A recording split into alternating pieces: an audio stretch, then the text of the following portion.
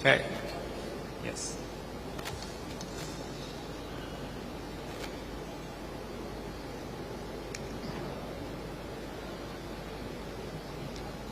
Hello. Yes. So I'm going to talk about myself first. I'm Sơn Anh, and yes, and I'm Sơn Anh from Vietnam today. I will do a quick run through the presentation as well, so bear with me. So first, I'm from the Vietnam television. This is established in 1970, but I am from Vietnam Today, which is the first international channel of VTV, and it only been launched for 2 months. So very early age of Miles. So I'm going to talk into the Vietnam climates first. So anyone here, do you guys know Vietnam? Have anyone heard of Vietnam? Can you raise your hand? Oh, sure. Thank you. I thought no one's know. Okay, so I'm going to talk to you briefly through the Vietnam climate. So we have a tropical and monsoonal climate. And the local climate have a wide variation. So each parts of the countries mostly have like a different kind of climate as well. So that would be one of the difficulties and challenges that faced by reporter and as well as the people there. And we are highly prone to disaster. Mostly in 2025 itself, there's already 11 typhoon or tropical storm affected make landfall into Vietnam. So I'm going to talk mostly about typhoon and landslide because that's what Vietnam is facing currently. So when you talk about the topic, turning science into public awareness, I will raise 3 of the main challenges that Vietnam are considering facing right now. The first one, and I will make into 3 keywords, which are, the first is audiences. So the new audiences in Vietnam in 2025 is diverse across all age, all region, and preferences. And Vietnam is also home to 54 ethnic groups with more than 90 languages. So that's a lot to handle. We divide it into 8 language groups. So the first challenge is that how can we report and update on the situation in all of those languages to all of those ethnic groups. And our initial solution is that we're creating channels specifically focused on regions in the countries itself. And the second challenge is coming from platforms. So the trend in 2025 in Vietnam show a strong shift towards digital platforms, and I think it's the same in other Asian, Southeast Asian countries as well. So we have to change our platforms to update news, to update current affairs to all the audiences. And accessing new via social media network among younger Vietnamese is also very high. With 44% of 18 to 24 years old and 38% of 25 to 34 years old citing it as their main news source coming from. So we are currently transforming and moving to other platforms as well. So beside the television, traditional television, we are doing OTT, we are doing news on Facebook, on Instagram, on YouTube, and on TikTok as well. And the third challenge is the format. How can we diversify the formats? Initially, there are on-site reports where we do on the field, on the scene with the disaster coming. We do weather forecasts, which are details and localized information with visual implementation. We also do expert interviews. And one really new thing that we are adapting is live streaming. So every day at night, we'll do a live stream section, a Q&A live stream section with 2 of a forecast anchor. Just doing Q&A with all the people, and daily we receive hundreds of thousands to millions of watchers, of live streamers looking at it. Yes, okay. I think this is for the later part of the presentation, and that will be like the main 3 challenges. I will make it into 3 keywords. The first one is to discover insights. The second is to digitalize the contents, and the third one is to diversify the formats. Yeah. Perfect. Thank you so much. I think that's... Yeah. Thank you so much. I think that's a great start to the session. I would want to now move to Ilakia to know a little bit from your context, what do you think is the biggest gap when we talk about moving from audience, moving from the science to the public awareness and to action? Yeah. I guess I would put it as two things. You know, at the beginning you said you wanted to see whether which session gains more traction, right? Before lunch or after lunch. Very similar concept when it comes to climate change and sharing the news, I think, really, because the interest, the attention and the focus, it keeps moving away. And I think audience, the span of interest or that they give us for TV, maximum 1.5 minutes. You lose them in that 1.5 minutes, you're done for. What's the point of having a 30-minute news, right? And similarly, when you look at other formats, like what Anne has just alluded to, we are moving into digital, we are moving, and he even mentioned about live streaming, and all this in the ask of telling people to pay attention. And like I said in the previous session itself, climate change, climate sustainability, recycling, when you talk about typhoons for that matter, storms, these are keywords that people are so used to listening in, day out, they're just so tired. You know, it becomes so normal to them. So I think as journalists, as media professionals, the biggest challenge is really to get them to listen into this matter. And the second thing that's also a huge gap is the way we present this to them. So one is getting their attention, the other one is giving those information in the best possible format to them. And that is where we have to keep using different kind of ways, right? Harping on technology, harping on AI, whatever good that comes our way, we try to see how we can kind of manifest it into things and formats that will gain the attention. So these are the two things. Perfect. Thank you so much.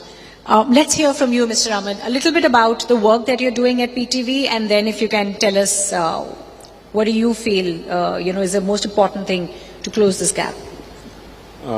First of all, I would like to introduce PTV. Pakistan Television is the only state broadcaster in Pakistan, and it is broadcasting since 1964. And now it has 8 channels, and some are of regional languages channel. So the biggest issue is that PTV has to include all these areas, remote regions. So they are broadcasting for these remote regions too. So in the modern context, you know that it is difficult to manage all these things, right, because you have remote regions, different languages, and some areas are too remote, like tribal areas. So it is difficult to include all those areas. But still PTV has transformed some things that they are taking seriously, climate change. That you know that recently we acquired a movie, a very special movie about cloud burst. So it is first of its kind in Pakistan that we on-aired it on our digital platform and on PTV News and on PTV Home. Basically it is about the phenomenon of cloud burst and the role of community, basically how communities see these issues, and that how we can change the behavior. Basically climate change is the issue of behavior, that how we have to change the behaviors of the people, that they understand this issue. First is the realization that climate change is an issue. Right. So most of the people still don't think that it is an issue. Yeah. So through this movie, they included community, that how our religious leaders, our tribal leaders, our elders, they can contribute for the inclusion of all the people to understand the phenomenon of climate change. Absolutely. So we are trying hard. You know, it is difficult, fundings are required, and there are different issues. But still we are struggling, and I hope that in the coming days, it will be very successful for us to accommodate all these things. That's great to know, and I really hope so too. I think it's very interesting to hear, from Anne about how he was talking about formats and it's, the world going digital. While you're talking about how, some people work, in the rural areas, it's very important to break down climate change for them as well. So I think the spectrum that we are handling here is very difficult, but a challenge for us to solve. Let's hear from you, Vishwa, coming from the academic side. What can you tell us, where do you find the biggest gap? Tell us a little bit about your work with jellyfish as well. and then, yeah. Thank you very much, and hello everyone. I represent scientific community, and I am not a journalist or media professional. I studying about jellyfish, and I started studying jellyfish in 2019. And at first, it was purely for the scientific curiosity. But then, after observing environment very closely and went to the fields and coastal areas, I realized that there was something happening, something important, but something unusual is happening. That is, this jellyfish population is increasing rapidly, forming huge blooms and cause many negative impact on fishing industry and tourism industry. As I continue my research, I understand the causes that they are not jellyfish are misbehaving. That the main drivers are the climate change, pollution, and the eutrophication. But the thing is, the gap is, the people see that the blooms are increasing year by year, but they can't understand why they are happening and what's going on. So when I talk with the people, actually they ignore it, even they can't understand the situation. At that point, I realized my role was not just studying science. I need to transfer this message to the people the way they can understand. So then I started developing jellyfish products. Then I broadcast this message through the mainstream media and the social media. And we highlighted that the jellyfish are the sign of environmental impact. And we developed this jellyfish product using excess and harmful jellyfish in the environment. And meanwhile, we encourage people to remove this jellyfish bycatch from the environment in sustainable way, and we help to people to understand the causes. So during that process, the main main gaps I identified is there are many scientific research. Science identify many problems and solutions, but people remain unaware about many of that things. Mainly because of the language barrier, many scientific publications are in English and are not translated into the local languages. And only very few people have access to the reliable scientific publications. Other thing is, I see there is a lack of communication between media community and the scientific community. Mainly because of even the language is same, the language of science, and different with the language of media.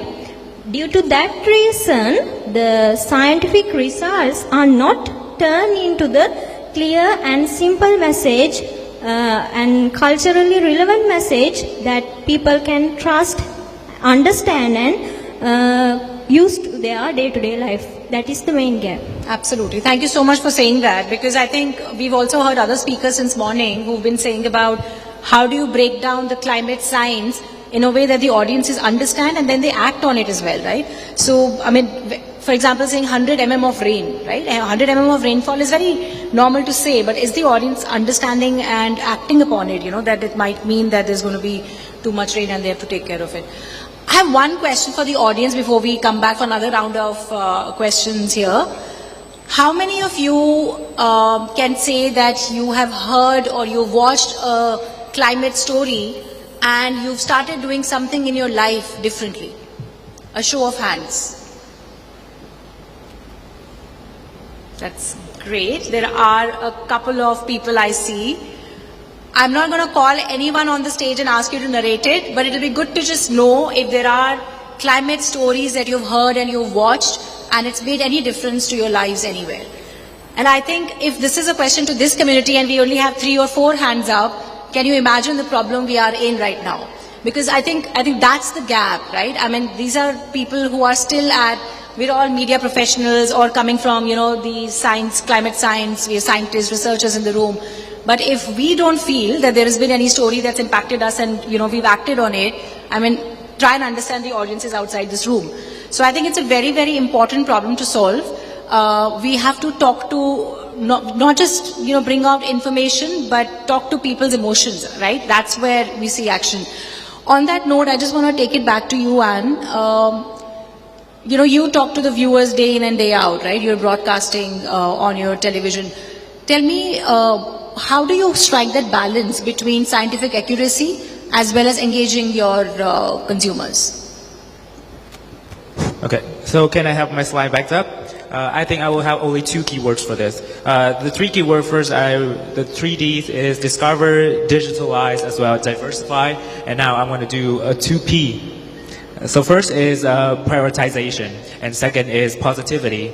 So the prioritization here I want to mention is that there will be times when the disaster hit the nation, the people, and there will be time when there's calm weather. And those 2 times, there's no perfect balance for translating science into everyone awareness if there's no timely update. So in the times of when the typhoon, for example, make landfall, you cannot make them sit down in front of TV and make them watch a TV show, a talk show of climate change or disaster prevention, right? So, okay, I'll move on to the slide. So I think we should prioritize which time should we focus on. During the disaster time, we should focus on on-site visual. We should focus on authentic sound or simple and non-technical language, because that's when the typhoon hits people, it happens in a nick of time. People have to act quickly. They do not have time to focus or watch a long show, right? We have to focus on update timely and regularly. We have to do it on multiple platforms in synchronize, as well as the information have to be verified. And then there will be time in calm weather where there can be infographics, you can do charts, you can do a long talk show, or even a reportage on climate change and disaster prevention. And they will have the time to look at it, to assume it, to consume it, right? And the second keyword is positive and hopeful message. So I don't know if this is a thing about Asian or Asian Pacific parents. If they see, my parents in particular, they see the news all the time because the sun's on it. But when they watch too many news about typhoon, about accidents, about conflicts around the world, they tend to have a worry that you should not go outside, you should not do anything, just stay home to be safe. And that's not the case here. You have to do something in order to protect the world. You have to do something to protect yourself, your people. And that's why, besides the story that related to disaster, that usually are related to sad story or fatalities, we should have stories that bring hope, initiative, new ideas, the youth-led ideas, for example, so that people can have a better hope for a future of ours. And that's a 2 keyword I want to point out. Thank you. Thank you so much. Yeah. I think absolutely less of doomsday messaging and more of positive storytelling, so that people are more hopeful and they can be motivated to act. Thank you. Coming to you, Elakia, you're from Singapore. The world has gone very digital there, which also means that there's a lot of clutter in the in the content that people are seeing. How are you ensuring that what you're saying is sticking with people, and digital platform is not keeping them away from the right messages, and you're breaking the clutter? So you're right, in Singapore, I think everyone is very digital first. I just want to add on to Anne's question, if we can't make people in Vietnam, in Sri Lanka, in Philippines, and other countries which are largely hit by a lot of natural disasters, you can only imagine how challenging it is to make the people in Singapore understand. And why I say is because in Singapore, we're geographically in a very safe kind of a position. We have never experienced earthquakes. We have never experienced, high tides or floodings that are massive, typhoon storms. So then it becomes even more challenging because the people feel very distant from this issue of climate change. being in it and understanding is very relatable, but when you're not in it and you are asked to be relatable becomes extremely challenging, because then people are not able to understand or even imagine or connect to the concept of why we say, hey, do not throw your paper or your boxes away, recycle them, because when you recycle, we reduce, and then you are kind of like bringing down this, and all goes down to carbon emissions. But so in Singapore, what we do then is we reverse engineer a bit. Like you said, people are very digital front. So what we do is we talk about how digitalization also gives to carbon emissions, in the concept of trying to understand that people will be able to connect with it. When you scroll on your phone, we all watch reels, right? We all watch digital media, we all watch Netflix, YouTube, whatever it is. As you watch them, you are in turn individually kind of like putting yourself through a couple tons of carbon emissions a year. So this was one of the latest story that we told for people to really understand the connect. Doesn't mean you are digital, means you're not, throwing away things, or you're not burning petrol or diesel and stuff like that. But just you consuming those information online also brings us to the fact that you are also contributing to carbon emissions. So there are lots of spectrum, as you've mentioned, about emissions that's happening and climate change and the impacts that reach out to it. So this is a way that we, I think, not just the government, but also in media, we try to kind of find which are those quiet nuances that are usually not touched upon, to try and make them understand. Yeah. I think personalizing the message is very important, right? Whether it's Vietnam, Singapore, yeah. Coming to a very different world, I think one of the most vulnerable, climate vulnerable countries, Pakistan. How do you build the credibility and trust when you talk to the audiences that, they should be able to trust the information that's going out to them, and that's what will make them act? So, of course, there's resource constraint, there's politically sensitive environment. So just talk us through a little bit of your process. Basically, people, they trust PTV. You know that it is a state media, and they are broadcasting for a long time. So people trust, because PTV, they are very careful about the dissemination of information. They are careful that fake news are not transmitted to people. Because you know that in Pakistan there are a lot of free media now. We have private channels, social media influencers. So they do their stories, and sometimes they create hype in the country that something is happening, that actually that not such kind of that emergency, but they create it. So as a public broadcaster, PTV is doing its effort. That they are also using, you can say that translating science into stories, that the people believe that they are giving us right information. So they act according to the information we provide them. So there's a lot of things that needs to be done, because you know that things are changing very fast. But when you have to deal with the people in far-flung areas, you have to provide them something that that is easy to understand for them. Right. Because when you broadcast in regional languages, it is easy for them to understand their language. And the people who are very close to them, they give them importance, and they respond to them. So we have a lot of issues. We have funding issues that it is a public broadcaster and have to rely on government. But still, government is very serious to tackle this issue. You know that our carbon emission is 0, but we are facing huge devastation. Recent flooding was huge. Yeah. Cloudburst phenomenon, and there were a lot of deaths. More than 2,000 people died during these recent floodings due to climate change. So I thought, I witnessed that this year people felt that it is an important issue. So now they are paying attention to this climate change issue.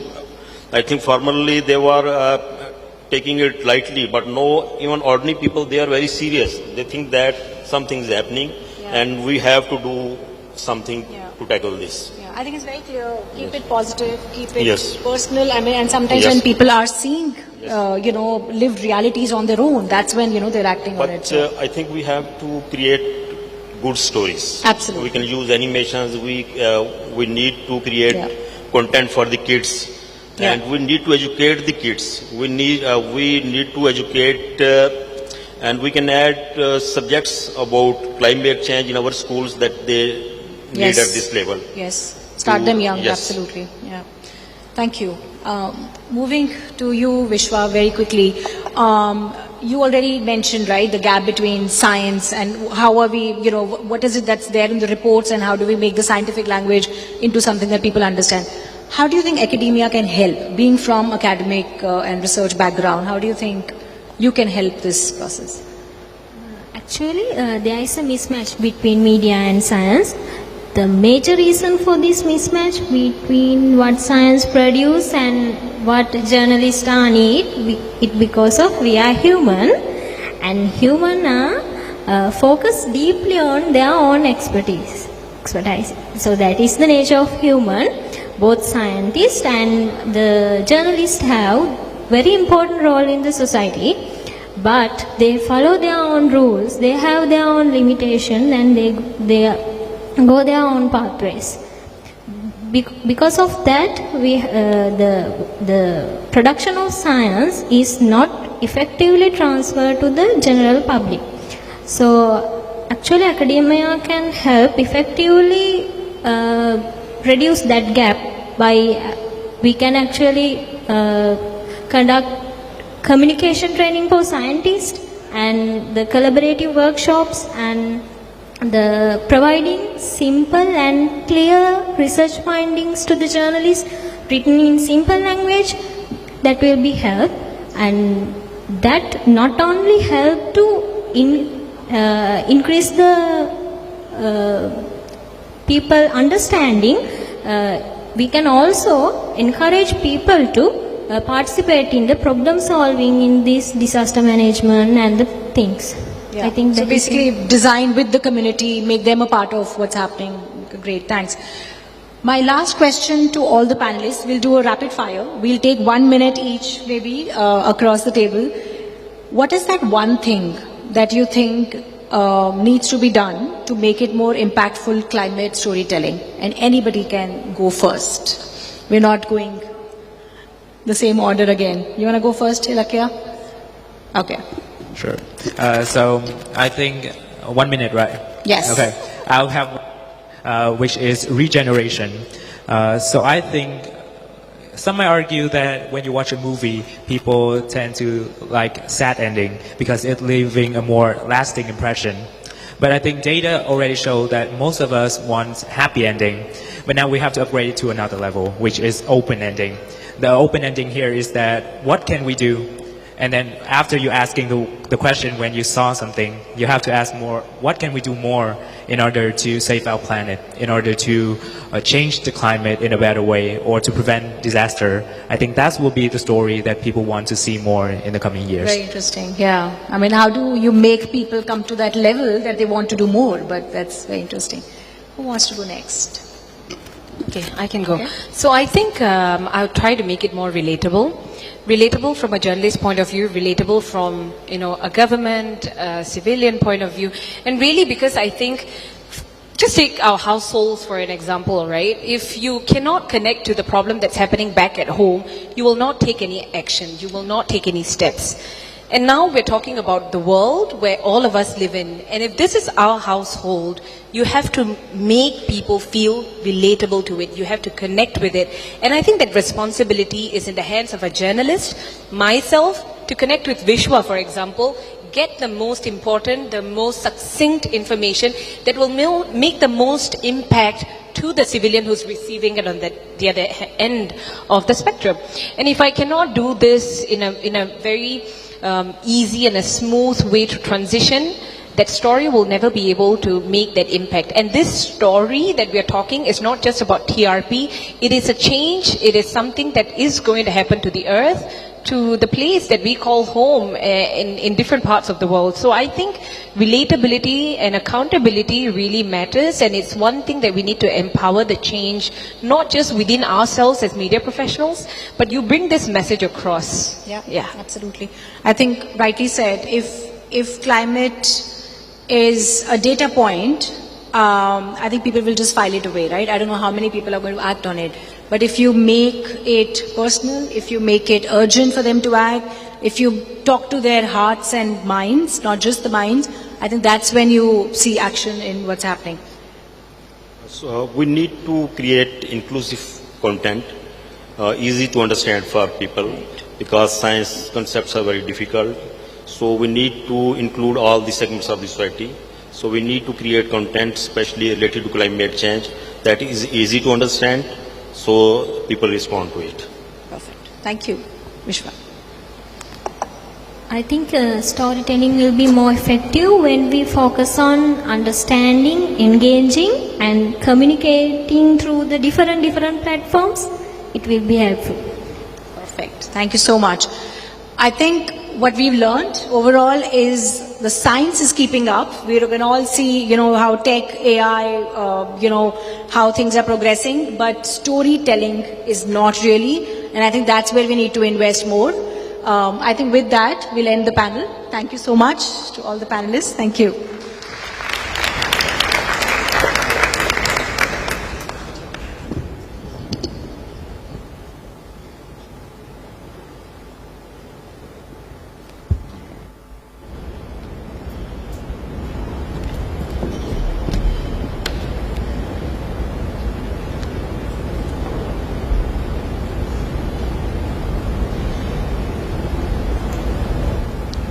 Thank you so much.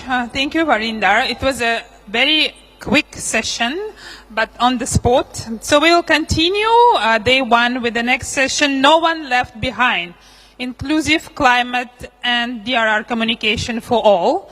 And the moderator for this session is Ms. Krishna Karki. She is a DRR, Climate Action, Humanitarian Response and Development Professional. Ms. Krishna, the floor is yours.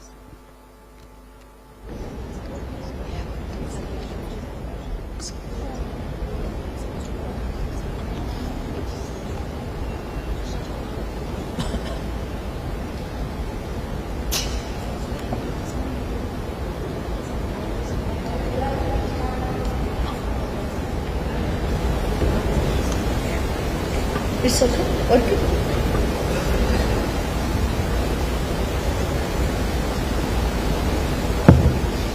Imagine a young girl in a remote village, a person using sign language in a busy city, and a youth journalist crafting a climate story from their home, all hearing the same warning about an approaching cyclone. Understanding it clearly and acting on time. Now imagine if some of them didn't. That's the gap we are here to discuss today. Good afternoon, everyone, and welcome to the sessions on No One Left Behind, Inclusive Climate and DRR, Communication for All. Thank you all for being here and those who are joining remotely. We live in a time when climate change is not just an abstract concept. It's making disaster more frequent, more intense, and more unpredictable. But here is the thing, risk doesn't fall equally. Some people are hit hardest, not only because of where they live, but because who they are. Children, women from marginalized background, persons with disability, indigenous community, young people, and those who live in remote and low-income areas. For warning system and disaster communications to save lives, they must reach everyone. That's what no one left behind truly means. So today we are privileged to hear from a speaker of experts who brings different but deeply connected perspective on how to make risk communication inclusive, effective, and empowering. I would like to introduce our distinguished speaker, Ms. Biana Macbitang. I hope I pronounce well. Regional Director of Climate Tracker Asia from the Philippines, brings her experience on youth-led inclusive climate storytelling. Her work empowers youth journalists in Asia to tell stories that matter, giving voice to the most vulnerable. And she is joining remotely. Our next speaker is Tyne Logan, a weather newscaster with ABC Australia. National Climate Team will talk about making weather and climate communication accessible across platforms, especially for audience who are often missed out. She is also joining remotely, and I would like to welcome her even in the screen. From Sri Lanka, Ms. Senali Vijaya Surya, communication specialist at Child Fund, will share how community-driven strategy help to reach children and vulnerable families with life-saving information. So welcome, Ms. Sonali.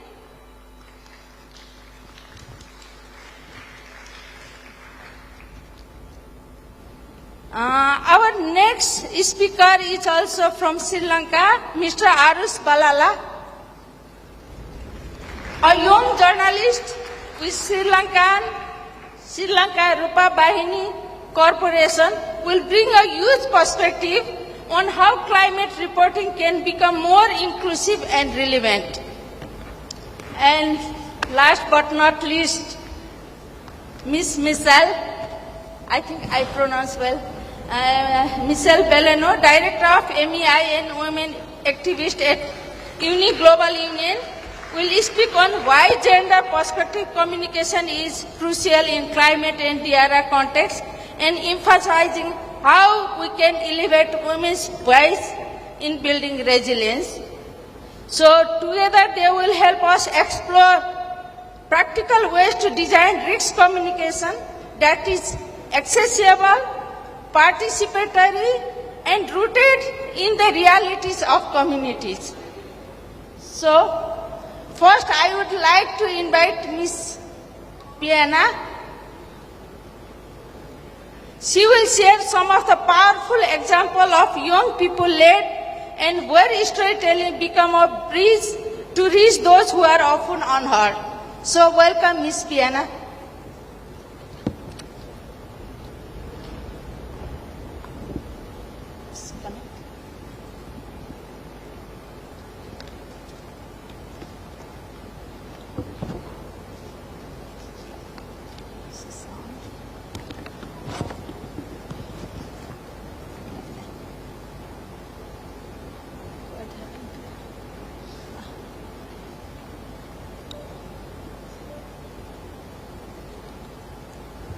Not working. Can I move another?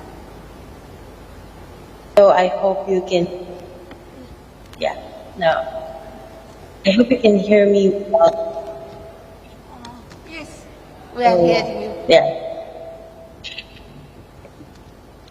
As I was I'll be able to join you today, but here I am joining you online. Again, I'm from the Philippines. I work for Climate Tracker Asia, and we are a non-profit media organization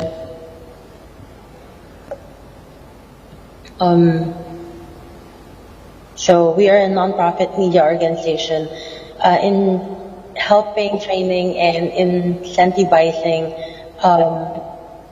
emerging and next-gen journalists for them to get much more better climate stories, compelling climate stories for that matter. I work with young storytellers across Asia, and I'm sharing what we are learning around about what makes climate and disaster communication actually reach people, especially for those who are actually often missed by mainstream media. So,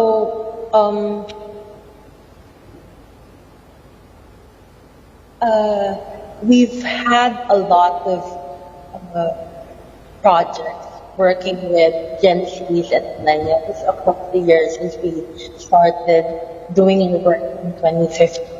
We've had projects with content creators, journalists wanting to be content creators learning the journalistic ways, and also students, campus journalists. And this is what we saw, what actually works in group storytelling. I really wanted to be honest that effective youth climate communication is not complicated. What works is very simple. Youth understands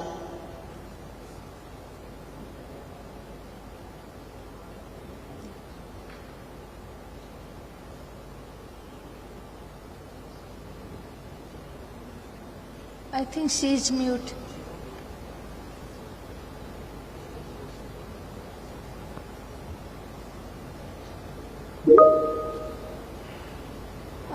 Miss Prerna, we are not hearing you.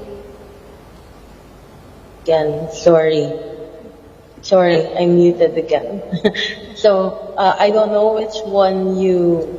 I'll just start my 30 presentation seconds. again. So start from the start of what I've been talking about, what actually works in your storytelling. As I've said, I really wanted to be honest with this. Working with the youth in being a youth representative myself, we realized that effective youth communication is not complicated.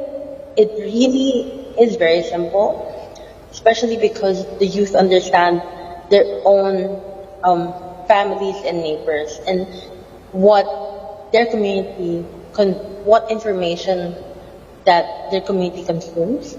So they know which Facebook groups, Messenger groups, Viber groups, WhatsApp groups that the people in their community trust. They know which words people use in everyday conversation, and they know what actually works and what doesn't work within their community. So through all of the programs that we did, including our Content Creators Hub, which we did in collaborations with content creators in Southeast Asia and journalists in Southeast Asia to learn from each other. So journalists wanting to learn to be a content creator, and then content creators wanting to learn to be journalists, or like learning how to research or do their information, or how they will be able to produce their content in a journalistic manner. We've seen that when young people tell stories in their own voice, using tools that they already know, and that's when actually people listen more, and they basically do not become climate experts overnight, but they become more aware and they start asking questions, and it's for us already a movement. But there's so many things we still struggle with, and that for us is very important. Youth still struggle to be heard at national and even regional levels. Many are invited only as a youth segment, for example. Many are never paid because they're young. Many are asked to share trauma or stories, but are not given editorial power. This is something we see again and again in the climate conversation, that the youth is not taken seriously. We know that the young people are not lacking talent, but they're lacking access and they're lacking trust, and basically their space. So here's one thing that I really want to impart to members of the APU and the audience, if I could give one recommendation to media and broadcasters as a journalist and broadcaster myself, it would be this. We need to stop extracting stories from communities. We need to start building relationships. We have to stop waiting for disasters to find youth voices. We need to stop inviting communities only when there is tragedy. We need to invest in them before the tragedy happens. We need to work with them before the disaster strikes. So we will be able to help them shape the narrative and not just appear in it. Because inclusion, if we're talking about it, it's not a one-time invitation. It's a long conversation. So if we really want our stories to be inclusive, we need to co-create these stories with the community. And just very briefly, we are also developing something called Climb Up, and hopefully I'll be able to share this with you when it's already live, but it's still in progress. It's a mobile-first learning platform we are building to help young storytellers to access climate and disaster communication tools more easily. So it's a gamified version of climate learning. So if you know Duolingo, that's the idea behind it. So we want it to be easily accessible and gamified, especially for those who only have a phone and limited community. So it's not a finished product, it's a work in progress, but the intent is simple. We want to make learning more accessible to people who are closest to risk, and that is the heart of everything I have shared today, that climate communication only works when the people most affected are not just informed but included. So yeah, thank you very much, and I Thank you, Ms. Diana, for sharing your learning and experience. So far away. Lastly, no one is left behind when we stop talking about people and we start working with them. So let's work together. Message me. I'm just one email away. Thank you. Thank you, Ms. Diana, for sharing your experience. Please stay connected. There may be any questions from audience later at the end of all presentations. So now next I would like to invite Ms. Diana Logan from ABC Australia, and she will share about the approach to accessible weather and climate communication for diverse audience. So she is also joining remotely. So welcome, Ms. Diana. Ms. Diana? Hello. Yes, we're here. Hello, thank you so much for having me. And yeah, like Diana, I'm so sorry that I wasn't able to make it there tonight. So I am a journalist in Australia. I'm the weather reporter with the Australian Broadcasting Corporation, and I'm a part of the climate team.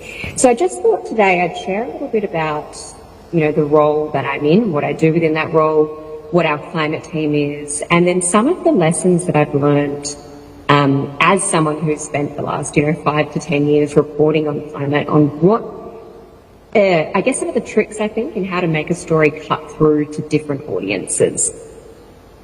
So I guess just to start with my role, next on this, oops, there we go. So I have worked with the ABC across most of my career, a whole lot of different roles. I started as a journalist in ag, I went into radio presenting and producing. I was the weather presenter for the nighttime TV news, and today I'm in more of a journalist reporter role. So my round is weather. But that is a very broad round. So really it can be anything from forecast stories to community impact stories.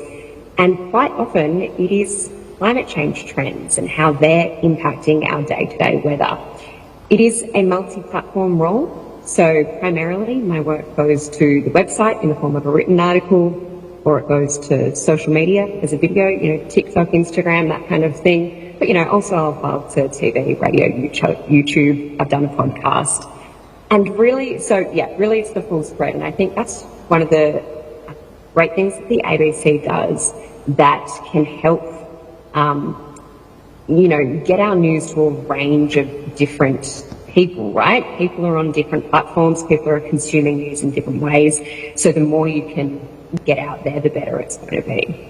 Just quickly about the climate team. So my role was not always a part of the climate team, but in 2022, the ABC created this team, which basically just took a few different reporters from around the organisation who were already working in climate/energy and weather spaces and put us under one umbrella.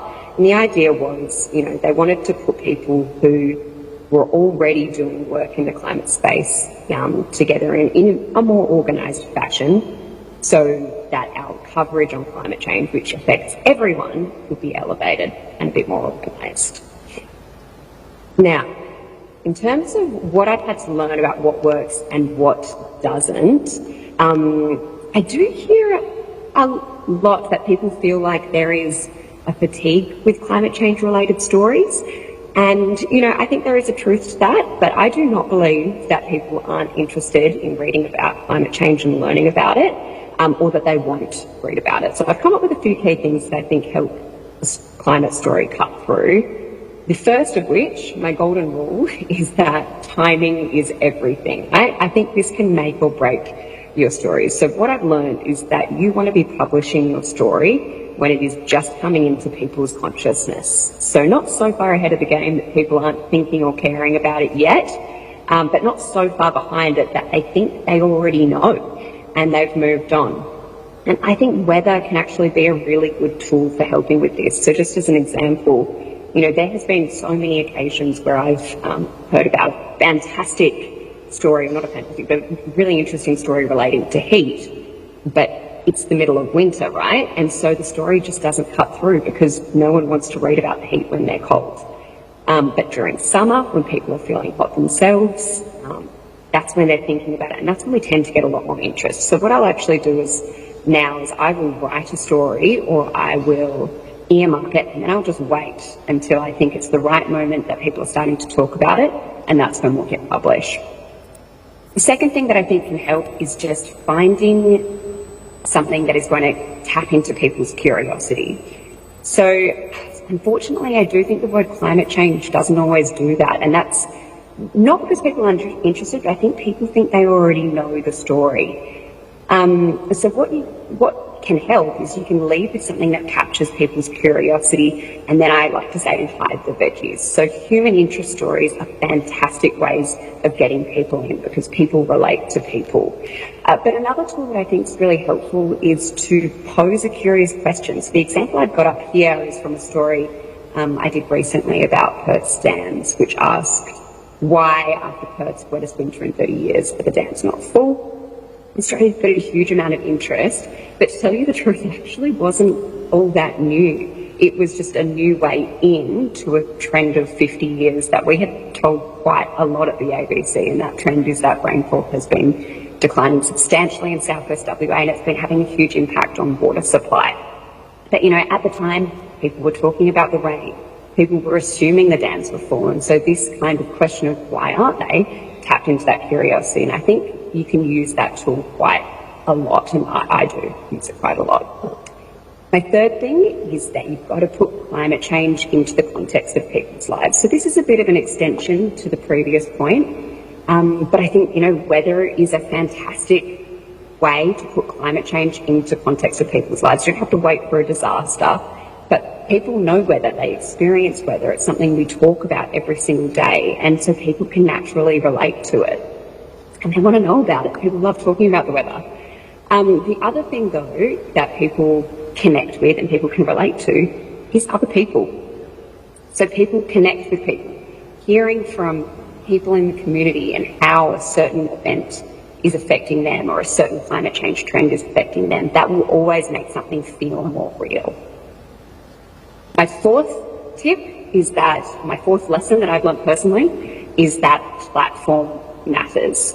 So I personally don't think there is one platform that engages people more than others, as long as you tell that story in a way that is appropriate for the platform style and the people that are using that platform. So I've attempted to kind of come up with a bit of a summary of my read of who and what people are chasing different platforms. With this slide here, I won't go through all of them, but I do just kind of want to highlight social media there, because I think that one probably stands out from other platforms. It's probably the most different. So on social media, you've got a lot of people who you would call news avoiders, and then separately you've also got a lot of younger people, right?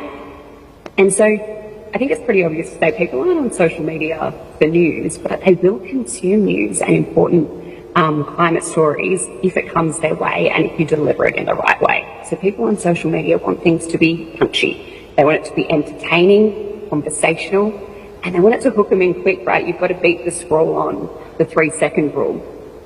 I was asked to touch on an example of how I engage younger audiences with climate and natural disaster coverage, and I would say platform is a huge consideration in this.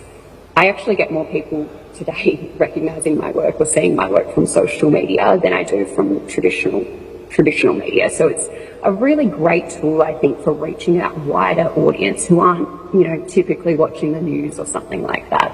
And I would say if you want a younger audience, you've got to go where the younger people are.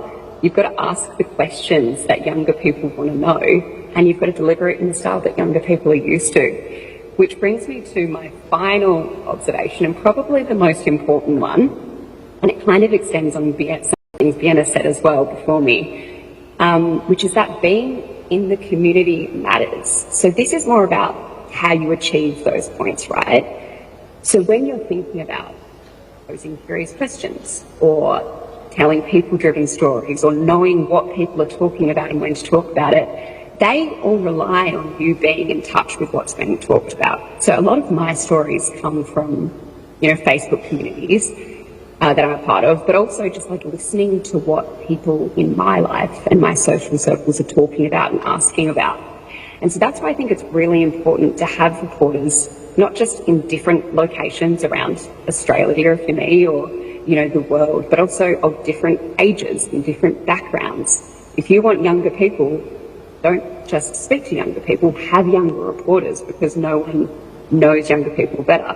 If you want a more diverse range of views and a more diverse audience, hire more diverse staff, because that way you're going to be in tune with the needs of the community and you're going to be able to deliver what different audiences are looking for. Thank you. That's very interesting. Thank you, Ms. Tyne. So, turning to the community communications. So, Ms. Sonali from the Child Fund Sri Lanka, and she will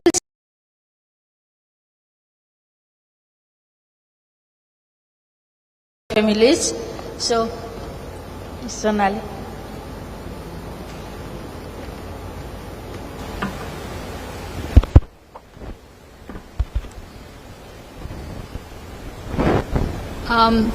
For the past 5 years, I have been working with development sector, corporate sector, and IT field.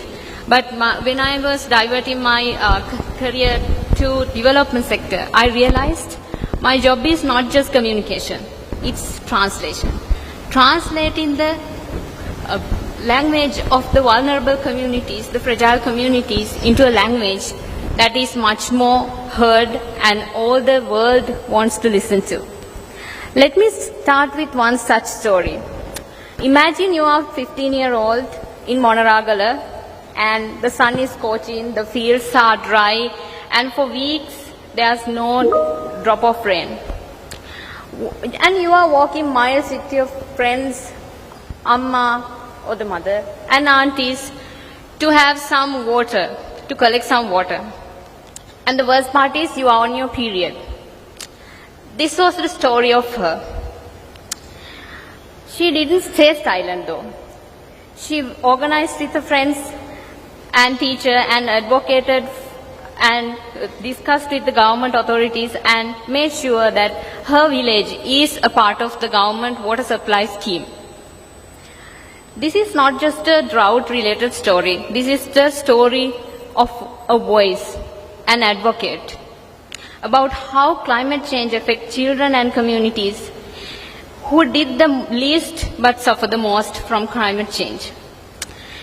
In many parts of Sri Lanka, children are growing up amidst droughts, floods, landslides, and so on. According to the global snapshot of climate-related school disruptions in 2024 by UNICEF, in South Asia, 128 million students are affected by climate-related school disruptions, with heat waves as the leading climate hazard in terms of both frequency and impact. In the same year, 115,306 students in Sri Lanka were affected by flood. So, climate change is not just an environmental issue. It's a child rights issue, a gender issue, and most importantly, a communication issue, because when some voices are not heard, the solutions remain incomplete. We believe the fight against climate change should start with the people who suffer the most, the children and youth. To reach the fragile communities, Child Fund Sri Lanka have been using a few communication tools up to now. So namely, youth-led advocacy and storytelling, creative arts and street drama, structured youth networks and platforms, learning and empowerment, integration. At the national level, we launched a youth-centric analysis of Sri Lanka's NDCs, a landmark study, where the youth was the center of the climate agenda. In this NDC report launch, youth did not just participate, they led the conversation. Let me tell you about a few of those youth that engaged with us and shared their story. First one is Arosha. He is from Batiklo, he's from Putlam. He's a part of the Relax Youth Club. And in the last year, he represented Sri Lanka at the COP29 in Baku, sharing his community story on a global platform. Before that, he was speaking in the National Summit of Climate Action, and he was doing nature camps in his area. From a rural area like Karuala Gasawa in Putlam to an international audience, that's the power of the voice of youth. Let me tell you another story from Batiklo. She's Niruja. Youth like Niruja are using their art club, Thodavanum Art Forum, to communicate climate issues through street drama campaigns. So, in Child Fund Sri Lanka, through partnerships with youth networks and making sure those youth are heard is our responsibility, is our mission. But here's the thing, giving young people the stage is very easier said than done. When talking about the youth, they are in a perfect storm. When we conducted our national study, the youth-centric analysis of Sri Lanka's NDCs, we discovered that over half of the young people we spoke to had barely even heard of the climate agendas that taking place in Sri Lanka, which decide their future. Imagine that. And what's the reason for that? Because in communities battling daily survival, where a parent's priority is the next meal, not the next climate change or the next climate summit, information is a luxury. How do you talk about reducing carbon emission when you have to walk 5 miles to collect some water? The barriers run deeper. We found young people facing what I call the invisible walls. First, there are the structural walls complex of government systems that feel like fortresses that they cannot overlook.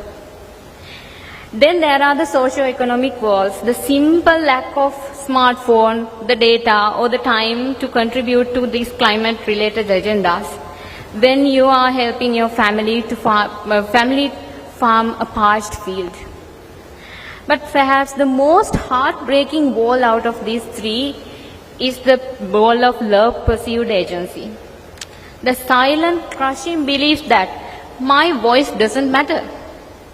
That climate change is a problem for scientists to solve, not a problem for a child or a teenager from Monaragala to solve. So in this landscape of scarcity and silence, how do we break through? We don't bring a megaphone. We have given them a mirror to understand their own potential. Through our communication efforts at Child Fund Sri Lanka, we have shown them their own potential and the power and how they can contribute. Let's go back to the first story that I mentioned, the girl from Monaragala. Her name is Ayodhya. A few years ago, she fought for water for her village. Today, she is studying media and communication at University of Kelaniya and is a part of IVAC, a youth network supported by Child Fund Sri Lanka that champions climate action, child protection, and youth empowerment. Today, she is using her voice and the power of media to ensure other girls never go through what she had to went through. Ayodhya's journey, Arosha's leadership, and Niruja's creative touch to this burning issue tells us one thing. When children and youth are given the freedom and the stage, they don't just tell stories, they transform them into solutions. They become the agents of change that we desperately need. Thank you. Thank you, Sonali. It's very good example from the ground level. So now I would like to invite Mr. Arus. Arus will share about youth perspective on making climate reporting relevant and inclusive for all.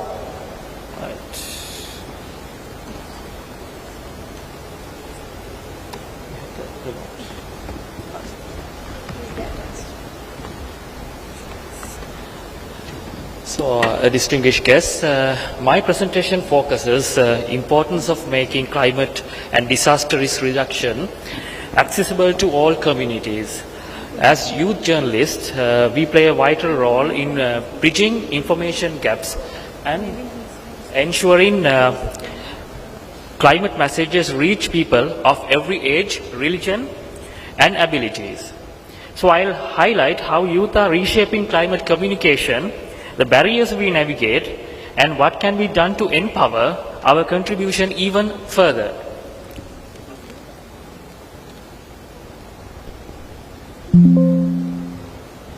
Right. So youth communication is very powerful because it meets people wherever they are, right? We understand that digital rhythm of young audiences, whether it's visual, short form videos or interactive content, and we use these tools to make climate stories more accessible and engaging. So our presence in villages, schools, grassroots levels and online communities allow us to bring forward stories that are often missed by the mainstream media. That makes youth reporting inclusive. We also rethink traditional storytelling. We make it new. We innovate youth-led stories. We turn complex climate science into creative, easy-to-understand formats. And most importantly, we give space to marginalized voices, from disabled communities to women and the informal sector workers, ensuring climate communication represents those who are most affected and most needed. This is why youth-led storytelling is reshaping our climate issues and are acted upon.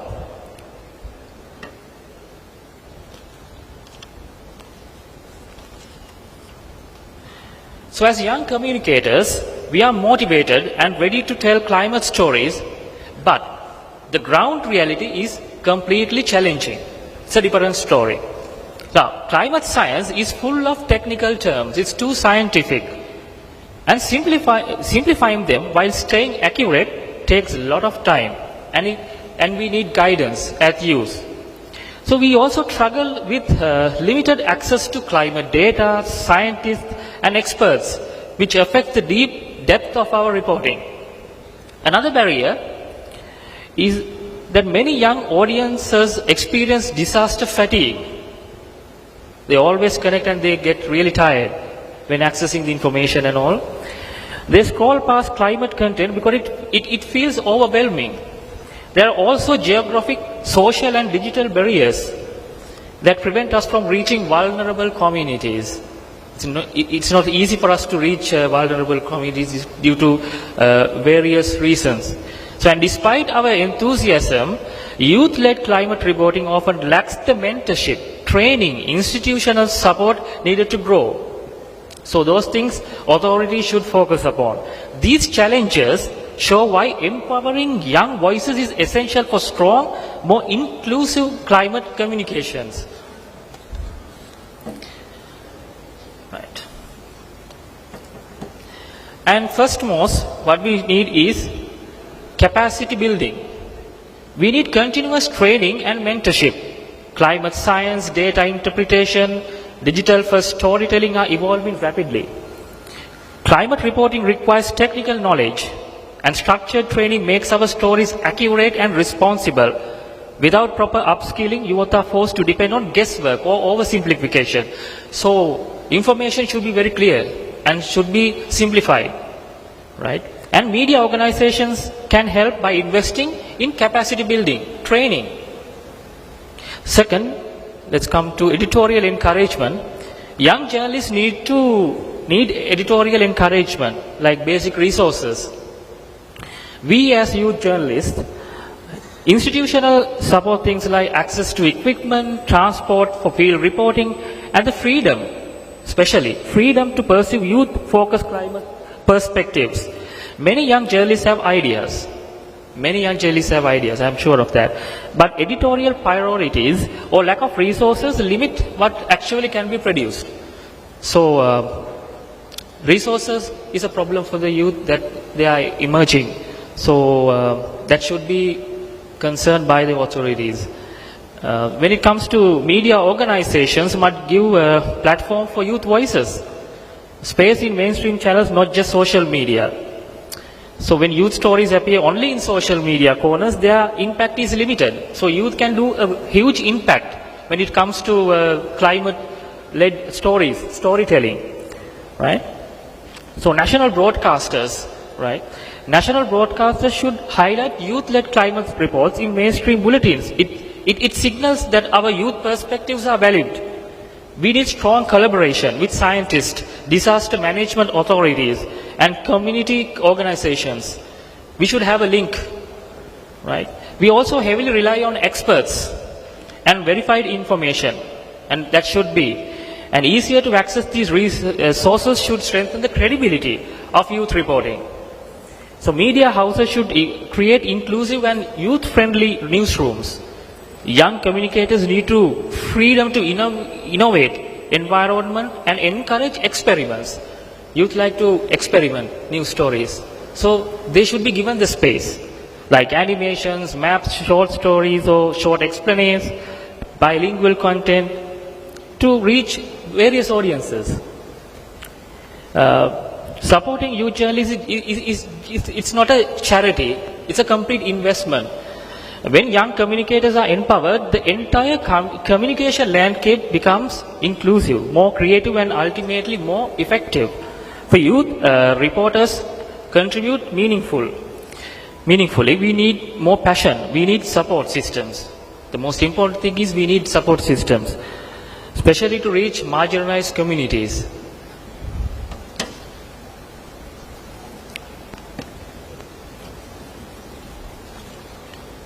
So then I need to highlight why youth voices are not just useful, but essential in climate and disaster risk communications. And by the way, these are AI generated images. When I asked Gemini or the ChatGPT to create certain images, a young journalist reporting disaster storytelling, and the AI created a young journalist with a DSLR camera. Certain images that, AI needs to be given certain information which is accurate, or else they will create certain default news. But when it comes to youth voices, it's essential in disaster risk communication. Young communicators bring energy, and we do courage and creativity that traditional media sometimes lack. We are not afraid to experiment or to innovate or to tell stories. We are always innovative, and that space should be given. Youth brings a perspective that is fresh, creative and deeply connected to the realities of our generation. We also act as a bridge between scientists and the public, taking complex climate information and turning into simple, relatable and content that people can understand and act upon.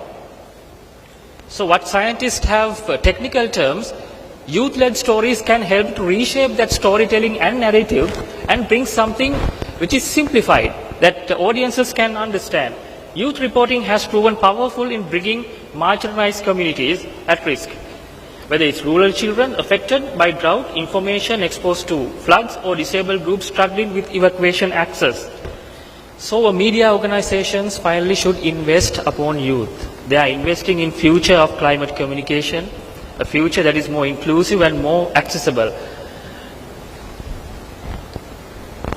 Right. And finally, I must say that youth are a creative, powerful force in our society. We cannot ignore that fact. So we can create powerful stories. We just need space and resources that we can do a great impact. So it is not only through collaboration with media organizations, experts, policymakers and communities. It's about a collective engagement. We are committed to telling stories that include every community, every voice and every lived experience affected by climate disasters. So my final message is, together as youth, a collaboration, we can build a climate communication ecosystem that is inclusive, scientifically strong and accessible to every citizen. Thank you. Thank you so much.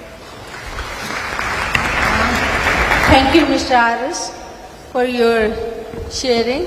Now I would like to invite Michelle.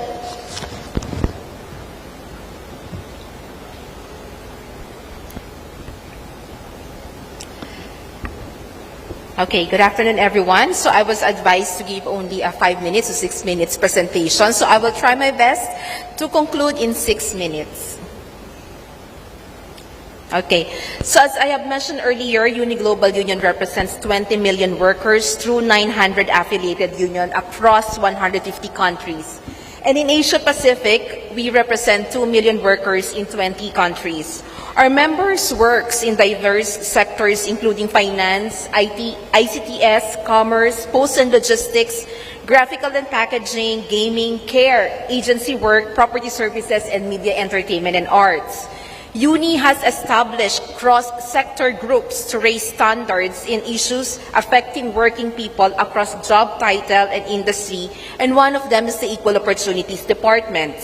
At UNI Equal Opportunities, together with our affiliates, we build worker power and work to create innovative responses to the global issues we face, and celebrate and encourage diversity, pushing hard for strong, diverse, and equal workplaces all over the world. So just to give you a glimpse of what we're doing at Equal Opportunities, let me share with you some of our highlights in our work. To achieve sustainable development and true social justice for everyone, we need gender equality and investment in youth. Globally, participation in trade unions, particularly by young people and especially by young women, is already very low and even decreasing. The marginal presence of youth leaders in trade unions results in little power. In most countries, this creates generational imbalance between the magnitude of youth problems and the extent to which trade unions pay attention to them. But transformation can come as one small, simple yet great idea, the mentoring. Mentoring is about supporting an exchange of ideas and intergenerational dialogue to build and strengthen skill between people. So it is about providing guidance and support as well as transferring knowledge. 12 years ago, the UNI Equal Opportunities and UNI Youth launched its first mentoring pilot program with a group of 18 women working in tandems back in 2013, and has reached almost 5,000 women and youth, built over 800 tandems, and expanded throughout 66 countries. Out of all the programs we have carried out, which build up to more than 70% of the workshops, Asia Pacific has the largest investment in 3 different programs. The first one launched in 2015 for the APRO region, which included Malaysia, Philippines, Bangladesh, Indonesia, Sri Lanka, Nepal, Vietnam, and Malaysia, followed by a 3-year program focusing on South Asia and Southeast Asia, as well as the national workshops here in Sri Lanka, India, and Bangladesh. And finally, we have a new project starting last year with a national focus on Thailand, Indonesia, and Philippines, which will cover for the next 4 years. Through the mentoring, Uni Equal Opportunities has helped build the mentor and mentee, or what we call the tandems, across regions, focusing on skills such as communication, leadership, negotiation, and addressing issues like violence and harassment in the world of work, occupational health and safety with a gender perspective, climate, and women's representation in Uni Global Union. Here are some facts on the mentoring program. We have trained over 1,200 women in over 71 workshops. We also have reached 4,200 women through our activities related to mentoring. We have created 803 tandems, and it covers the 66 countries in 125 unions participating. And overall, 38% of the mentees, or the young workers in leadership position, were elected in leadership position after the program. We also have some manuals in our Equal Opportunities Department that we share with our members, such as the occupational health and safety with a gender perspective. We launched this in 2023. We have also launched a manual on the 3Ms campaign, which covers the menstruation, maternity, and menopause, because these issues are trade union issues too. We have also launched a manual on mental health, and it's one of the fundamental rights at UNI. And after UNI adopted a resolution on climate, UNI incorporated climate issues in the workshops for young workers. And I would like to highlight this workshop we had on building a sustainable future last year, wherein around 60 young workers from all over the world joined the 3-day workshop in our headquarters in Lyon to discuss climate and its impact in our sectors, and how we as unions can help build a sustainable future for young workers. So we went over the basic concepts of climate change, environmental concept, and the impacts of our actions and inactions to our environment, and differentiated impact in terms of gender, class, age, and countries. And we also started to discuss the different actions we can start to take and protect our world. So this workshop aimed to empower young workers, equipping them with tools and knowledge to advocate for a sustainable future.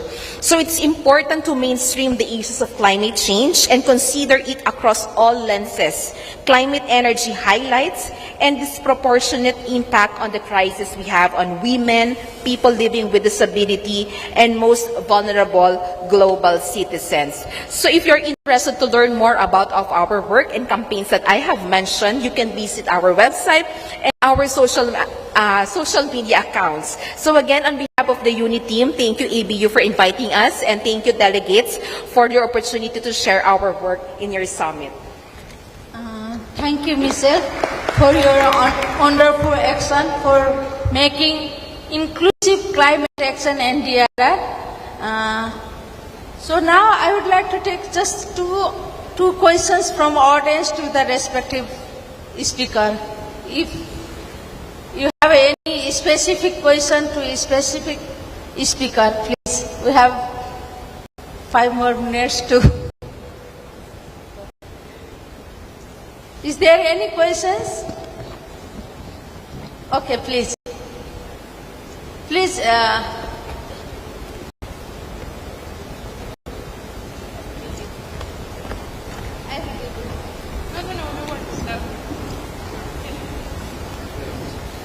Just, I have very short question, like maybe the young guy journalist can answer, like what are the initiative you are taking just to include all the school or college, university students in these activities and these things to make them inclusive? Any special project you have taken so far? Test.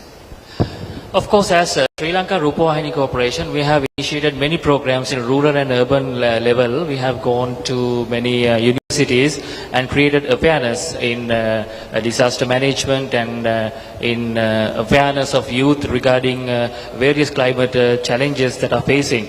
So we are trying our best to reach all marginalized communities. We have taken great steps joining the government and with Clean Sri Lanka program under the present government, of course. And even in the past, Sri Lanka Rupavahini has done a collaborative effort with the rural engagement, university students and marginalized group in the north and as well as in the southern areas. So there were many workshops we have conducted. So about climate changes and different, let's take climate stories and the changes, weather patterns and all. We have done many awareness programs, if you had mentioned. So that is what we have initiated as Sri Lanka Rupavahini Corporation. For the past 20 to 30 years, we have done that initiative.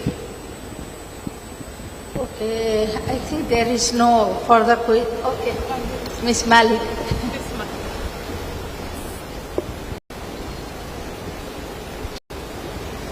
Hi, thank you very much for your presentations. I don't have a question, but I have a small intervention since no one has questions, so I'm not taking anyone's space.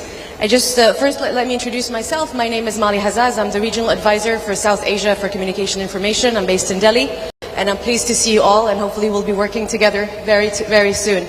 I just want to share one quick comment and something that we've realized during last year's World Press Freedom Day. We have realized that when we talk about climate change, environment, disaster, it's a bit of a very technical topic, and a lot of people don't know enough about, sometimes because they don't have the background, the expertise to really understand it, right? And same goes, for example, for when the journalists, the investigative journalists, write those reports. They sometimes spend years working on investigation, and the reports are so lengthy. While they're very important, a lot of people would not go and read them, especially the youth, but also maybe someone who's not really an expert. So basically, one of the ideas, and I thank you for the work you're doing with the youth, because you have to be really innovative, creative. What we've done is we had an exhibition where we introduced investigative journalists to artists. And what they've done together is that they worked together to create art installations. So they translated all those investigative reports about climate change, disaster, into a nice installation. So it attracted people's attention. They ended up coming, asking what it's about, really taking the time to learn about that. And a lot of people left afterwards really understanding this climate change issue in one region or the other. So I just want to reiterate that it is important to be creative, to have this cross-sectoral work, because that is what encourages people to learn more, and sometimes things come indirectly, right? So yes, I encourage you for the work you're doing, and hopefully we can come up with more creative ways to work together. Thank you. Thank you. I think we are running out of time. So as we come to the end of the sessions, I have a few takeaways from these discussions. Inclusion in climate and DRR communication is a lifeline. When we bring together youth, women, persons with disabilities, indigenous people and remote communities, we don't just build messaging, better messaging. We build a stronger, more resilient society. So empowering youth, women through mentoring, building leadership capacity, not just a representation. Youth are not just an audience. They are the vital partner or actor for the climate action and DRR. Through digital storytelling and media, they amplify marginalized voice and make climate information accessible to everyone and build a resilient, inclusive media for future together. And same as children also. They are one of the change agents for the future resilience and for the sustainability. They don't just tell the story, they transform themselves also. So they are one of the key actors for the climate change, and that's why we have to work in the school and the community through school-based DRR and climate change. Similarly, a diverse media team and platform help us reflect all communities, connect meaningfully and understand what people care about. When we go to the community and talk, just ask about what are the climate change impact, they cannot tell the story. You have to talk in their own language. You can talk with them, what is the change of rainfall pattern, how is the temperature 10 years or 20 years back and now, what is the cropping patterns, what is the change on the cropping calendars. So if we discuss that way, they can understand. But if we go to the community and just ask, they cannot understand. But they have a rich knowledge.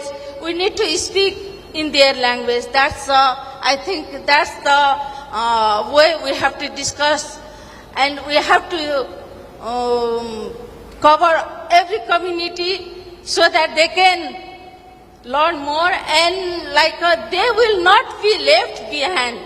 So today's discussion reminds us that communication is not just transforming information, it's about ensuring understanding, trust and equitable access. No one is safe until everyone is informed. So let's work together to ensure that when next cyclone comes, no one is left in the dark. So thank you all. I hope you enjoy the session and also the next session. Thank you. Thank you so much, Krishna. It was a very powerful and insightful conclusion of the session. We will have a photo shot. So, Biena and Tyne, thank you for joining us remotely from Thailand and from Australia. Just please stay online, so we will take a shot.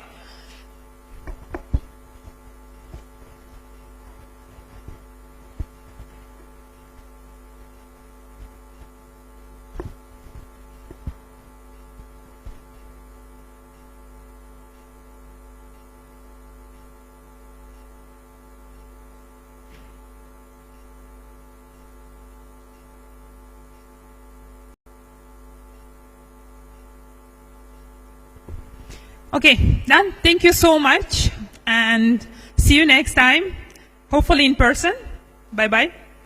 Now we will break for 30 minutes coffee break, and after that we will have a last session for today, which is battling climate misinformation, the media's role in protecting truth and public trust. So please grab your coffee, refresh, and come back for the last session of the day. And we will have some housekeeping announcement after that.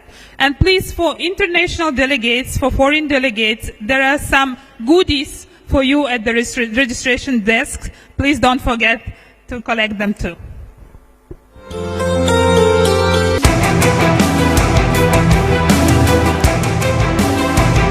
Nila Banku Sahakaru. The BOC multi-currency travel card. One card. Endless adventures. Sabra Anukrahaya.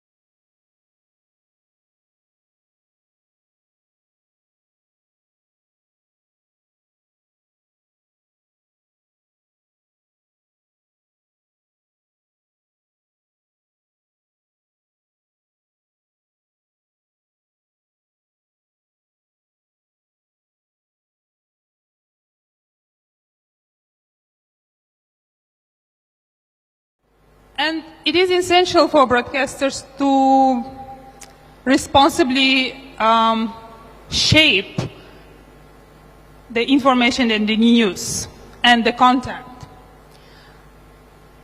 So we speak about the role of broadcasters in the information ecosystem. We are a public broadcaster, so we all understand the importance of delivering trustworthy and reliable information.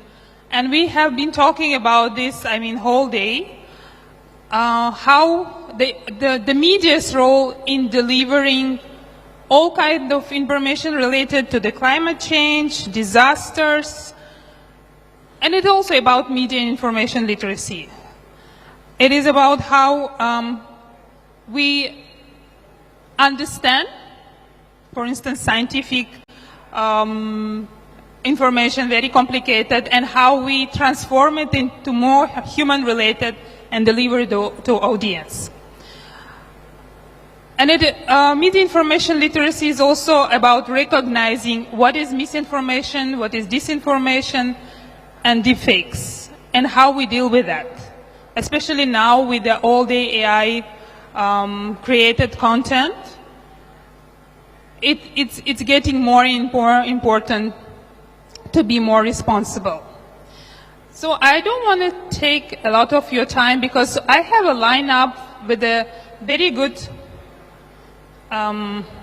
experts who I would like to join me on the stage. Mali Hazas, she is a regional advisor for South Asia UNESCO Delhi office. Dilrukshi Handuneti, she is a director of the Center for Investigative Reporting, Manga Bay, Sri Lanka. And Varinder Gambier, she is a country director, BBC Media Action, India.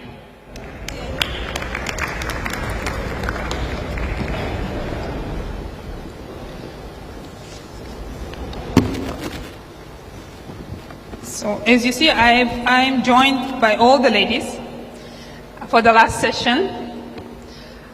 So yeah, I would like to start with the same question to you as experts. How do you understand media information literacy and why it is important to speak about it with the broadcasters and media people? Okay, so first, thank you for bringing us here together. I know it's the last session. You all look a little bit tired, but we promise to make this interesting, hopefully. Well, I think the concept of media information literacy is becoming broader and more complicated in a sense.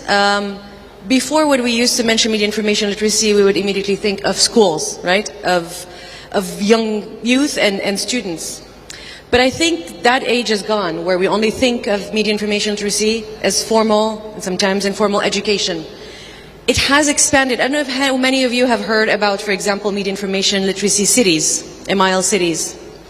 So it's not only in education, and that's why we're talking here about its role in media, but also at the same time, media covers different aspects, including climate change, disaster. So that's why I'm telling you it applies to a lot of things that were not the traditional sense of media information literacy. So I would say media information literacy is, just think about it in terms of allowing us to be critical users and producers of media and have the digital skills that will allow us to interact with media, but also for the best interest of ourselves and our communities. Thank you. Varinder? So yeah, I think building on that, as well as I think the answer that we heard from the audience earlier as well, I think it is, of course, what, literally it seems like it is the information that we're trying to come up on media and trying to literate people on, it could be any theme. So media information literacy doesn't have to really be about climate change. It could be about gender. It could be about health. But I think it's important to understand that we now need to not just look at the literal meaning, but how are we beating the fake narratives, and is media information literacy really just about passing the right information out, or it is now about engaging the audiences so that there is some work happening on whichever theme you're working on. I think that's how I would talk about media information literacy, because it is not just now anymore about literacy or awareness. It is now going beyond that and engaging your audiences to then act, or there has to be behavior change, or whatever topic you're working on. Thank you. And Dilrukshi? Thank you. You just came back from the big forum. I have a horrible host thought. I think it's about learning and understanding how we assess information, what kind of information we want to relay, how responsibly we relay that information, how much and when. These are critical questions, things that we should answer as people who work in the media education sphere. But it is not limited to the media fraternity. It is for everyone who inhabits this earth. We put out content and expect people to consume it. So there is also a responsibility and a need to identify and use the same tools to assess and build trust, and look at what is disinforming them, misinforming them, and making an informed choice about the information you wish to consume. Thank you for this. And my distinguished panelists, they have prepared their presentations, some slides, and we start with Mali. She will give us kind of overview of media information literacy policy integration in media.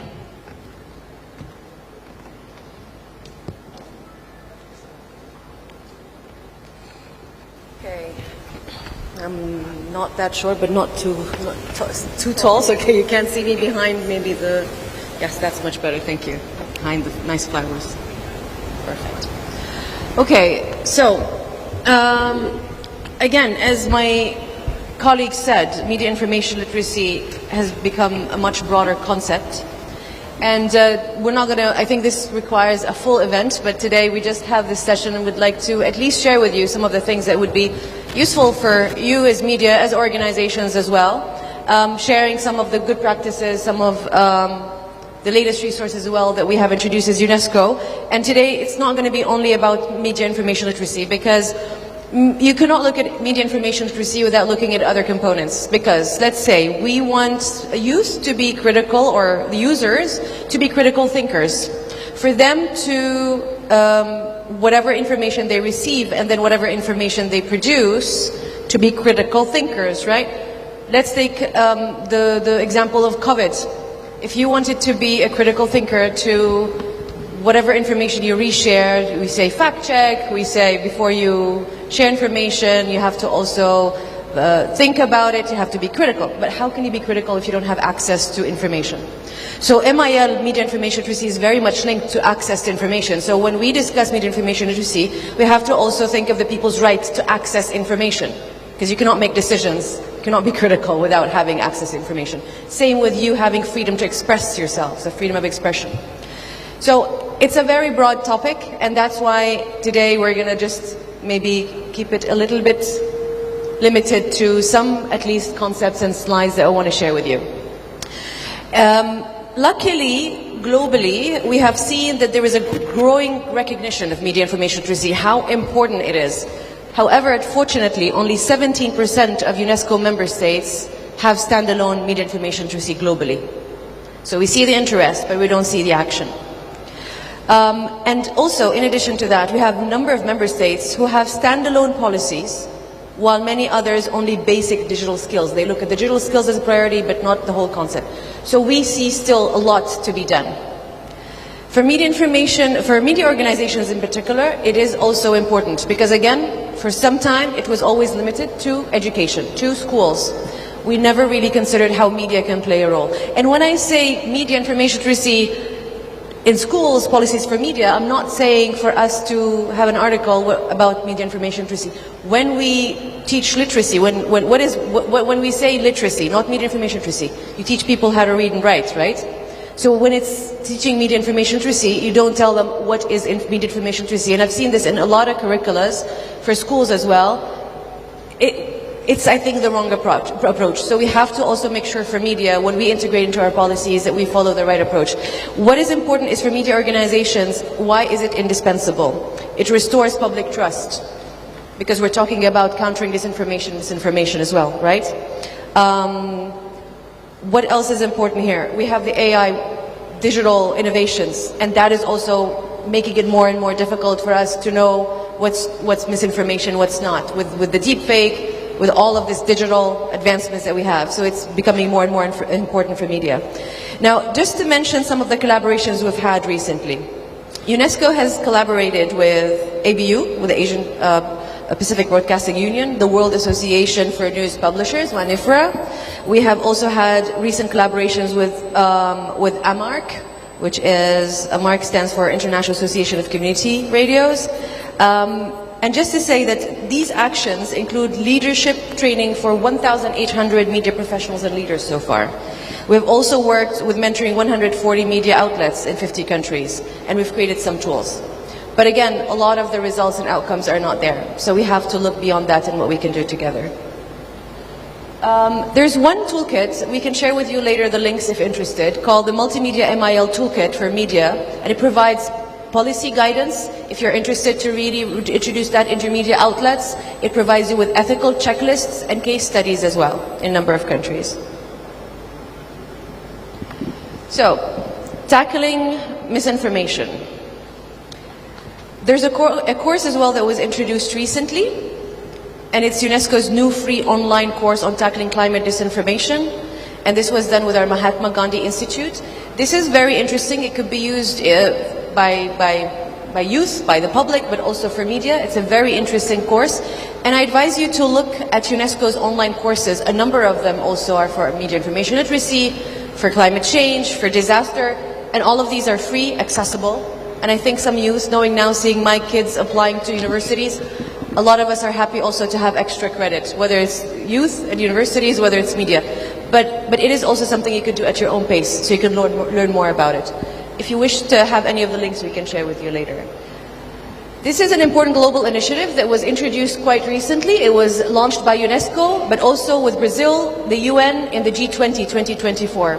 And this is a global initiative. It was for the first time at COP that the issue of information integrity was discussed. Because when we talk about information, when we say counter disinformation, it's the information integrity that is important. And this year, it was the first time that this was introduced and discussed, and after that, this global initiative was launched, and there was the Global Fund financing evidence-based projects that was launched. So far, 13 countries are receiving funds from that fund. So if you're interested as well, this is one area where you can check their call for proposal and apply for funding. We have received 500 plus proposals for 100 countries so far, and since COP20 there are 10 projects already funded, including some in Asia Pacific. What is the path forward? First, we need to scale MIL integration across media outlets, and this is why we're discussing this and getting together here. Equipping journalists with climate disinformation resilience, and expanding country participation in information integrity initiatives. We have another session tomorrow where there will be a model plan that is launched for media. My colleague Marco will be introducing it, and we'll have some very interesting activities. But I think what is important here before I end is that we cannot look at media information literacy separate from any other work that we're doing. When I mentioned the MIL cities before, we see that nowadays our world is becoming all about, everything is online. Our banking is online, our health, sometimes we have not only appointments that we used to get them online, but now you even have the consultation online. So think about the public in terms of, we have the seniors who are becoming so disconnected from life because if they do not master those digital skills, they'll be disconnected. If they do not understand media information literacy, some sort of fact checking, they could be scammed, they could lose all their savings. So media information literacy, again, when we say media information literacy cities, we have to think of all sectors, and it starts with media. So, thank you very much.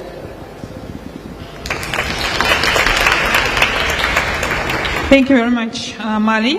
So now we move to investigative journalism and climate. And I would like to invite Dilrushki, who will share the lessons from the investigative reporting during the climate events and the importance of verification and media information literacy for journalists.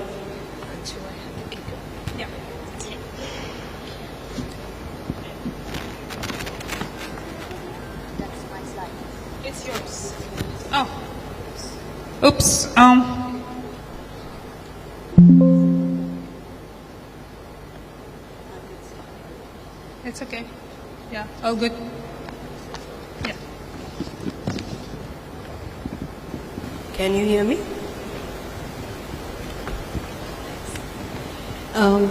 Thank you for having me. And though I'm not feeling too well, I'm very happy to be here because just 2 days ago, the newsroom I work for was celebrated at the Global Investigative Journalism Conference. It won the Global Shining Light Award for our consistent, good multimedia reporting on climate and environment. I work for Monga Bay. Thanks. So one of the things that we often see is that we are often getting to a story, and particularly climate/weather stories, and we often end up doing ambulance chasing.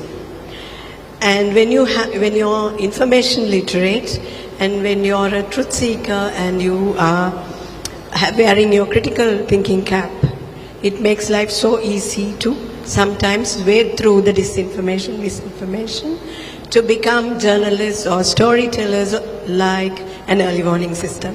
So I think that's my first point that I want to say, that we should be that. Now this one is a messy one. I work with a lot of Sri Lankan journalists and across the world. You asked for a story pitch, and I think this is about media literacy and information literacy and all of that. These two words always have some issue. Weather versus climate, environment versus climate reporting. We still have a situation where people make a hell of a mess with the words. So I think that is from there we are talking about the need to be literate when you want to do that. I became a journalist to be able to write on and report on environment. Many things may have happened subsequently in the last 25 years, but that remains my passion. So still when you have people in our foundational courses of information literacy, which we run, we end up having to explain these two. So I did put this slide. I'm not asking for answers. The fact that long-term, change in weather plus what is immediate is still a problem in newsrooms. Still, sometimes people don't know. So I'm looking forward to a resource so that there's plenty that we could use. Again, weather stories are aplenty. Climate stories take a lot of effort. So storytellers also have challenges. One thing is about learning how to report on climate.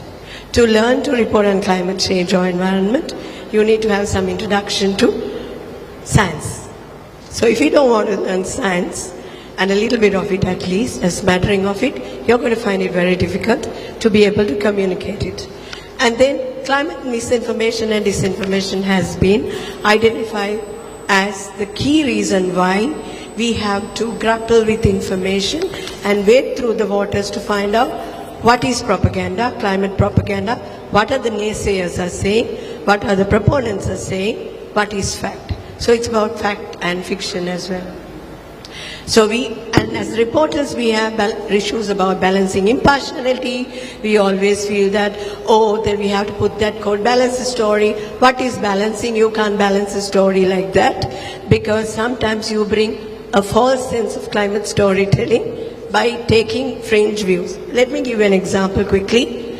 Once I saw in a very reputed international publication website, it had a climate change story. It had no scientists, but this story held, and I was flabbergasted. It had people sharing their climate experience, from farmers to local, people who are experiencing it. They are very vital. We talk about people, but you have to connect the science, without which there is no future. And, actors and intent is the most important thing. Why is climate disinformation such a big issue for us? Most of the time, journalists are not only looking at manuals, not looking at scientific papers, but also trying to see who is giving this information? Why are they placing this information out? So from far-right websites or naysayers to extensive lobbying by climate deniers or organized disinformants pushing some theories, we got to deal with all that. So the IPCC's 2022 assessment report recognizes that disinformation and misinformation around climate change is such a big issue that we need to know and worry about. So what are the tactics? This is for all the journalists in this room. Sorry, I'm almost looking backwards. So there is climate denial. That's fact. There are people who say there is no climate change happening because you can't put your finger and say this is climate change. And you need data for, that's the other question. When you ask for how long do you have to look for data to establish climate change, people sometimes don't know. People don't know. We're talking about not today, next month, next 3 years. We're talking a lot more, 30 years at least to start with. And then there's climate delay. Oh, because it's slow changing, it's a slow emergency and it's evolving over a period of time. So we can take some time. We don't have to look for solutions. Instead, let's look at the communities that need support. Communities need support, but we need to get the information out because it is a hell of an emergency and we are really dealing with it. Then we fall also susceptible, we are quite susceptible to greenwashing. Companies come and say, we do so much for climate change. Sorry. And then the worst possible thing is conspiracy narratives. There is always somebody saying, oh, this is not really happening, but it's somebody's conspiracy. My last section is about source verification. Thank you so much, and I'm really sorry. I do apologize. Yesterday I had no voice, but I'm here today. So connecting climate change to local personal impacts and everyday topics is the way to go. Here are some best practices. Maybe it's highly relatable for us. How do we investigate and use data? This remains a real problem because people don't know how to look at climate data and unpack it. So these are some instructive or supportive pointers. Collaborate with experts. We are not scientists. We are communicators. We just need to talk to those who know, those who are not peddling misinformation. And there is a way to look for that also. And the formats have changed. We are more visual, less text. Be consistent. At the end, there has to be a human face. We have to talk about people when we talk about climate change. And how do we find a source? The good source, I just said there are scientists who do lobbying work, who do paid science papers. So to do that, you have to understand, first maybe some sources would be, IPCC would be my go-to place. It gives you the global picture. WMO may be the second source. Look for official sites. Look at metadata. Do cross-validation. Check from multiple sources whether this is going to hold. Check for peer-reviewed papers, manuals. Look for long-term trends. Okay. This is from the Truth Sandwich. It tells you how to debunk a climate misinformed bit of information. Take the fact. Be wary about the myth. We are myth peddlers. Sometimes. Sometimes knowingly, sometimes unknowingly. Explain the fallacy.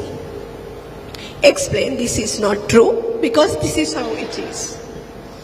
So I've brought you some examples from the stories we did. 3 stories.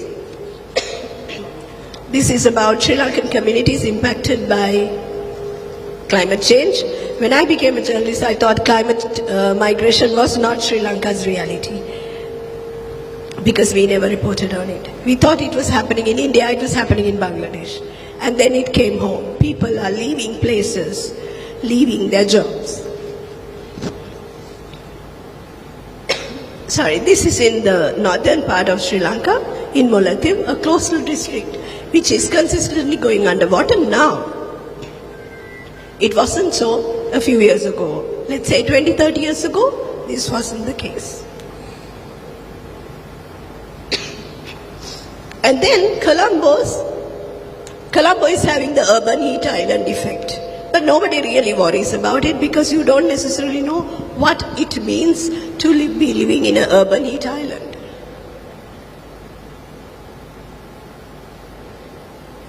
These are the stories we like. We like about stories. We worry about extinction, but we don't necessarily link it to climate change impact. And then my last example is about climate-induced migration. And this is data showing Sri Lanka's various climatic zones, how it is changing, how dry places are getting drier, wet places are getting wetter, and how it is becoming unpredictable.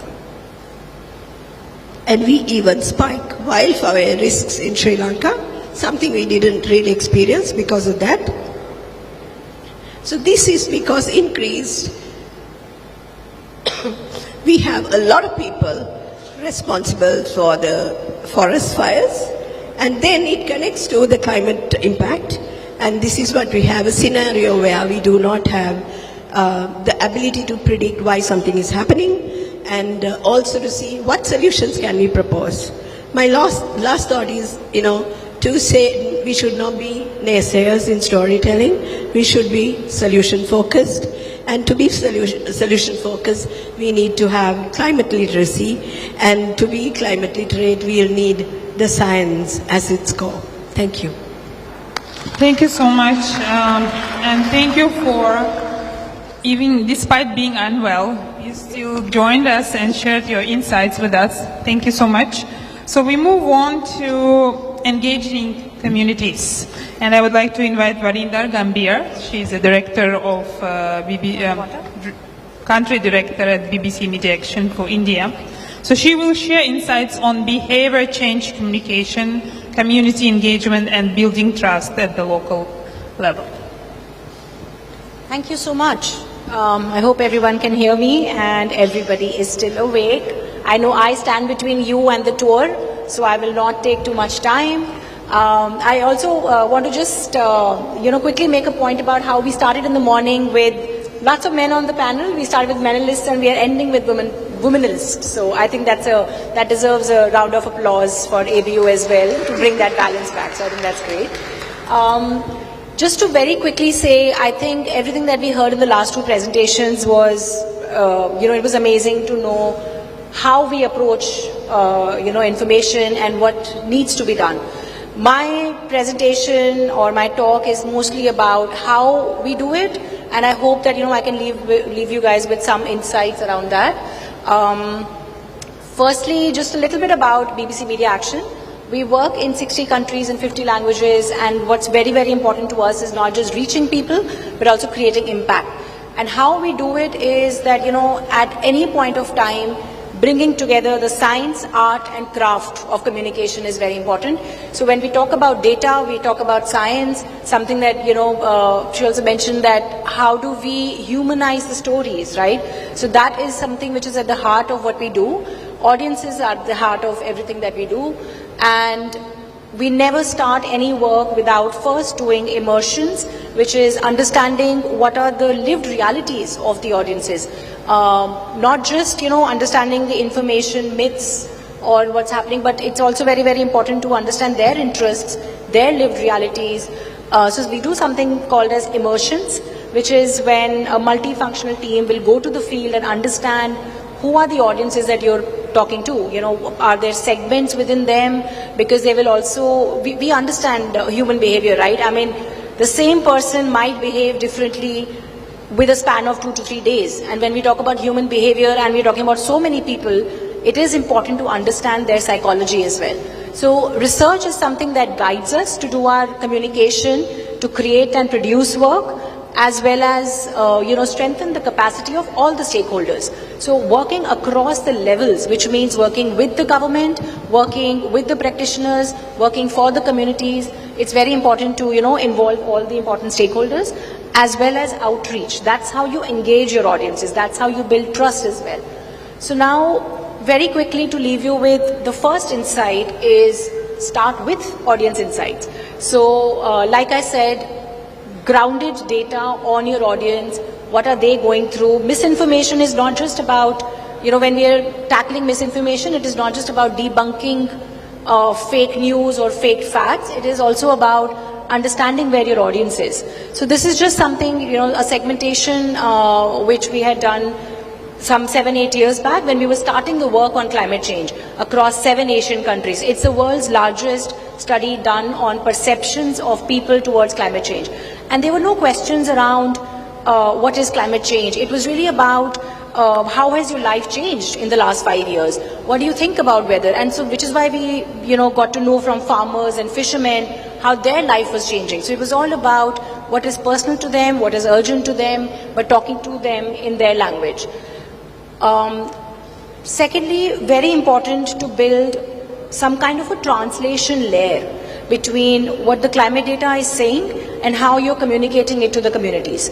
Now, there are projects where we're actually talking to scientists, reporters in Nepal and Bangladesh, and BBC Media Action is coming in between to translate that scientific data and help the journalists. First of all, helping the journalists ask those hard questions to the scientists and then converting that data in a language that the audience will understand. So I think it's very, very important that we are doing that bit of translation, because I think I've heard it so much from everybody in the room since morning that the science is fine, but how is it that we are, bringing it back to the audience?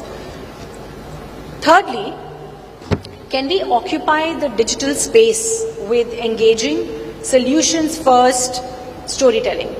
Again, I think we heard in the panel that I think I was moderating earlier, where how do we keep the stories more positive? How do we keep them more solution-led? And, the digital space is, of course, getting more and more cluttered. So if we leave a vacuum, misinformation will fill it. But if we are anyways putting these positive stories out, if there is a lot of storytelling, if there is the right bit of content, we are making enough of counter narratives, I think there will be less and less misinformation. So I think it's very important that we are, coming together and producing the right positive content so that we can have engaging storytelling going on. And I will end with one of these examples from the city of Bangalore, where we are 12 organizations that have come together called Samuhika Shakti. And what's at the heart of this is that we are talking about waste pickers, and it's a project which is on the cusp of working for the environment, working on climate action, but also understanding a very important stakeholder, which is the waste pickers, and how they are the environment stewards who are helping the city keep it clean and helping the environment. So just one quick example, we've done this campaign called Wash the Dabba, which recently won the Gold Award, the Gold for Anthem Awards, which is, Anthem is almost, if I may say so, Nobel in the digital world. And we just got a gold for that campaign. So I will play the film that we had sent to Anthem. But what that campaign is about is bringing together the storytelling where there is a simple doable action for the people to act. And understand that the waste pickers who are at the heart of everything that we are doing, how you can help provide dignity to their livelihoods as well. So a simple act of washing your boxes after you finish your food and before you throw the boxes in your dustbin, if you just rinse it and throw it, that has become a big movement in Bangalore as of now, because 60% of the people who were exposed to the campaign, which is about 13 million people, 60% of that actually told us that they've started rinsing the boxes before they throw it in the bin. What that simple act does is when those boxes reach the waste pickers, they do not have to handle fungus and maggots and leftover food. The box is ending up not in the landfill but in a recyclable, it's recyclable, so it goes back to the factory. So it's helping the environment, it is helping the waste pickers build dignity in their livelihoods, and it's a very simple doable action for anybody who's taking action on it. And what it meant for us was to tell a story to people about the waste pickers, and that's how we could see a big change happening. I'll just play that film and leave you with that, and that's it. If it plays. Bangalore loves its food. The bene dosa to biryani, the flavors linger on the tongue and on the box it arrives in. Thousands of food boxes discarded daily, unwashed, greasy, rotting and smelly. The leftovers don't disappear, someone has to deal with it. Someone like Mary, one of the Bengaluru's 22,500 waste pickers, are invaluable recyclers, sorting our mess.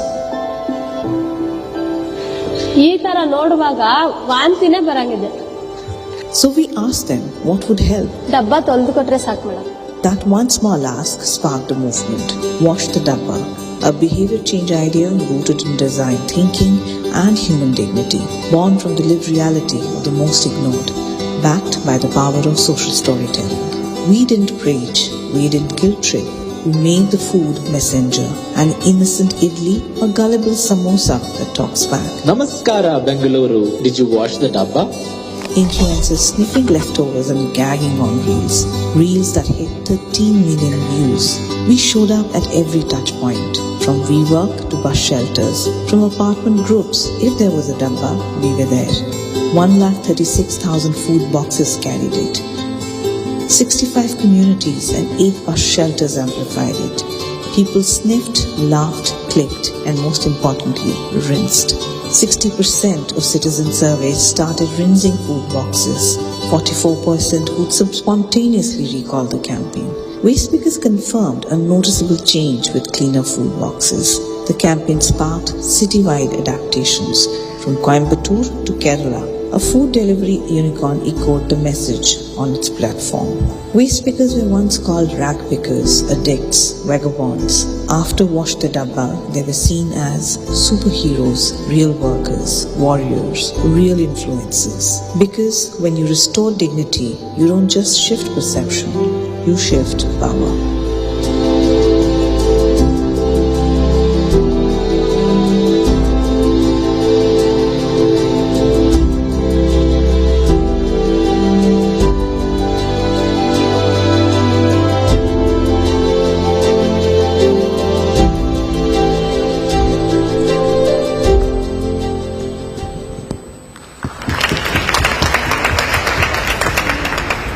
Thank you very much, Varinder. I have a question to Dilrushki. When you do the investigative journalism and reporting, do you have kind of like editorial checklist for yourself that where you put the answers and then you have the line up the questions that they have to answer to make this information that you deliver accurate to the audience? Yes, we do, and that's a brilliant question. We have a verification checklist for reporters. They have to first file a story pitch, and then there is a verification list. For example, if you got some scientific paper, you have to give the bio of the researchers. If you got video, you have to add, this is not AI generated. Yes, we do. Yeah, why I'm asking, because while doing this project with UNESCO, we designed ABU Media Information Literacy editorial checklist that has been just distributed to our colleagues. And if you have any feedback or any suggestions, or you may use the same editorial checklist in your newsrooms, or if you feel it is useful or maybe not, or maybe you have your own example, so please do share with us. It will be very valuable for us. Varinder, I feel like when we talk about all this climate related information, and we talk about a lot of the science, to be able to deliver accurate information, it feels like you have to become the scientist yourself, because you search so much information, especially scientific information. So how do you feel, what would be your approach? Again, we are talking about the human related information. What would be your approach when you say, okay, you personally would read this information and would ignore that information? What would be your kind of indicator? Yeah, I think that's a very pertinent question and a very difficult one to answer, but it's very important to bring the different stakeholders together. I think while it seems simple, but I think that's very, very difficult, because we understand, and I think you said that as well, that we are communicators. We are not scientists. But which is why it's very important to have somebody who's a technical expert guiding you, even when you're saying that, we are going to break up this bit about, we want to bring dignity back to the waste pickers. We want the world to know that they are helping the environment. We want people to wash the boxes, because so many tons of waste will not end up in the landfills, but you're saving so much of waste by, it being recycled, and that's how you're helping the environment. We needed to have an expert who's telling us all of those figures. So, for example, Hasrudallah works very closely with the waste pickers.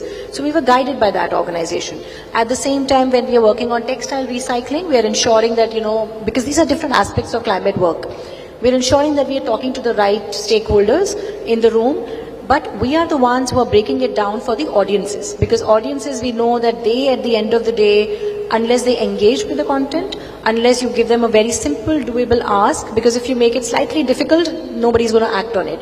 So I think it is a balance where you bring in the right stakeholders and work together so that the science is being broken, everything is verified again and again. There is, the editorial standards of BBC are pretty stringent as well. So we are ensuring that each data point, if we are using any data point in communicating, many times we do, is verified.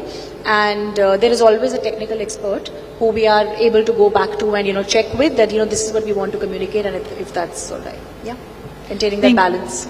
Yeah, thank you. Mavi, you were talking about the toolkit that you have developed, UNESCO developed for media organization.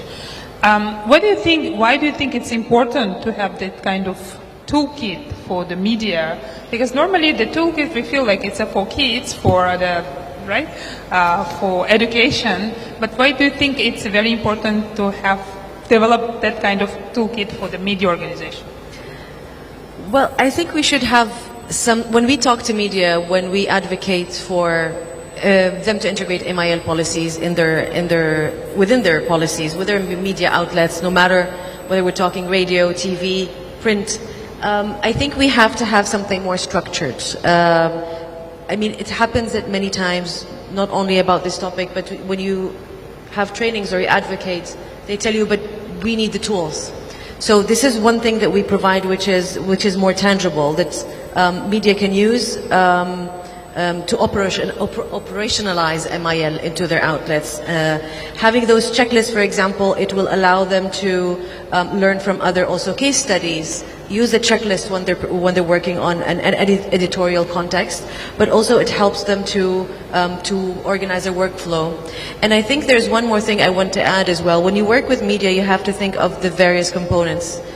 We talk about media information literacy, about media uncovering truth and countering disinformation about certain components, but sometimes when they're trying to counter that disinformation, it's not just the work that they do in the newsroom in terms of the checklist, in terms of knowing what are the fact-check tools and so on. What's also important is sometimes they put themselves in jeopardy when they do uncover those facts. And that is, I think, another component that we have to keep in mind, especially when we talk about investigative journalists. Because the topic, of climate change, as you said, is very sensitive at times. Sometimes it's linked to corruption. Sometimes it's linked to certain authorities. Maybe they don't want anything to come out in the news. Sometimes it's certain private companies and tycoons that they don't want to show that they're not doing the proper thing of how, they get rid of the toxic waste. So basically, when we talk about countering disinformation, when we talk about uncovering the truth, it goes beyond that checklist. I think we also have to work together in terms of organizations, media, and the public to also advocate for how important it is to protect those journalists to uncover that truth. And that is something that's really important. And a lot of times it's not very, very out there in the open that he's actually sent to jail because of this and that. Something can be fabricated, something can be. We've seen journalists who went to jail because of tax fraud, which we know they haven't done. Some are attacked. Women journalists in particular have been attacked online with specific kind of threats as well, sometimes things that will affect them and their families. So basically, I think we have to think of that factor. So it's the checklist, it's the training, it's the guidelines and the frameworks, but it's also when they do their job, how can we also protect those journalists for uncovering truth? Yeah, the safety is really important. So wrapping up our sessions and the day, I would like to ask, what would be your 3 takeaways? Not only of this session, but you joined us, of course, later today, Dilrushki, but overall, what would be your 3 takeaways for the media organizations? Focusing more on media information literacy, investigative journalism. Yeah. I think verification needs to be embedded in our systems. First thing, we used to always verify, but now we also need to learn how to use digital tools. It's nothing special, it's mandatory. So I think that's one. Second thing is when you do stories and for newsrooms in whatever format, you have to put people first, always. Climate stories, for example, are very hard to communicate and because of the science, but credibility, accuracy and scientific rigor needs to be matched and married into each other. So that would be my second. And the third, I think you also should stop working in silos. Newsrooms love to work in silos and we compete with each other. But one of my biggest beliefs is that you de-risk when journalists work together as community. You're de-risking your communities, people that we call audiences, and we seek to serve them. And I think that's important, that they mitigate the impact on the industry itself by learning to work together, not see always competition, there is competition, but also to see the synergies so that we can enrich our communities, serve them better, as communicators. Thanks. Thank you. Varinda? Okay, I think I said that earlier as well, but if we can bring together the science, art and craft for impactful storytelling, I would say this is 1 takeaway or 3 in 1. But science is, of course, very, very important, that we are backing it. And when we say science, it's not just the science from the climate scientists, it's also backing it with the science from the audiences, right? Understanding where they are, what are their lived realities. So that's what I mean by science.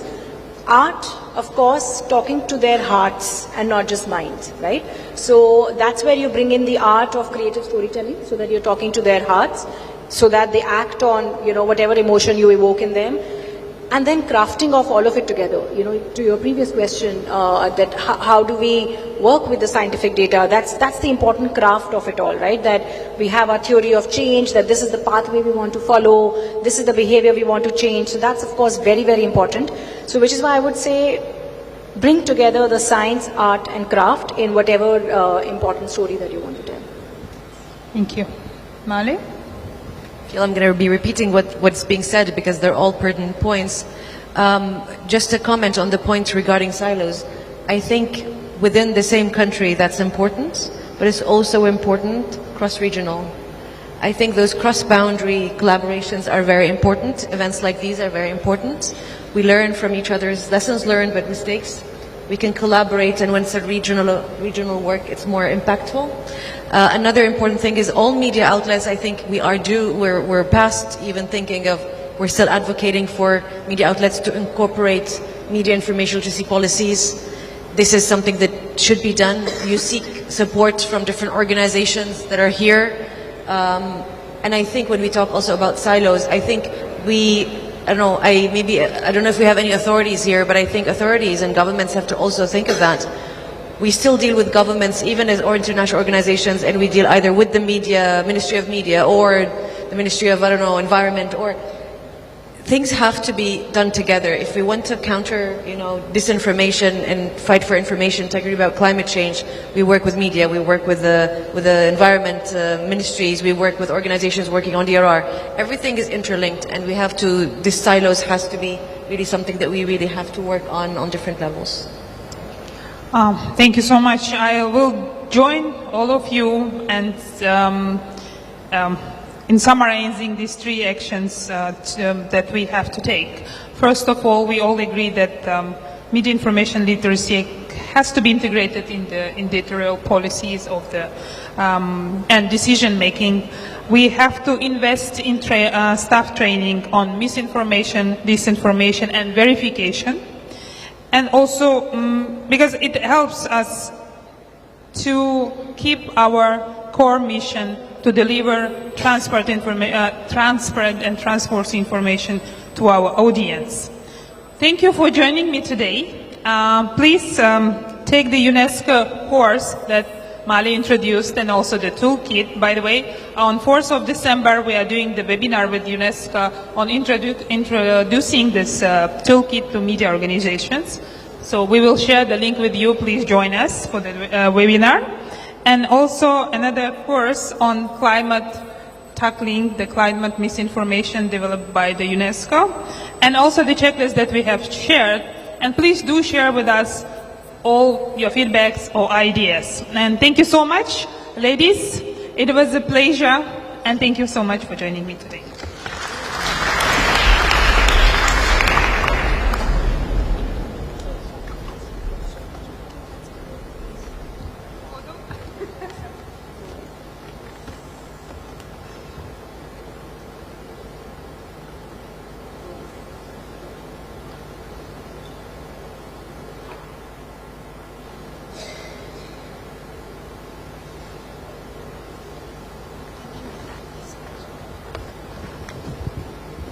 Thank you for staying with us until the end of the day. I think we finished on time, and you still have 30 minutes to refresh and join the city tour.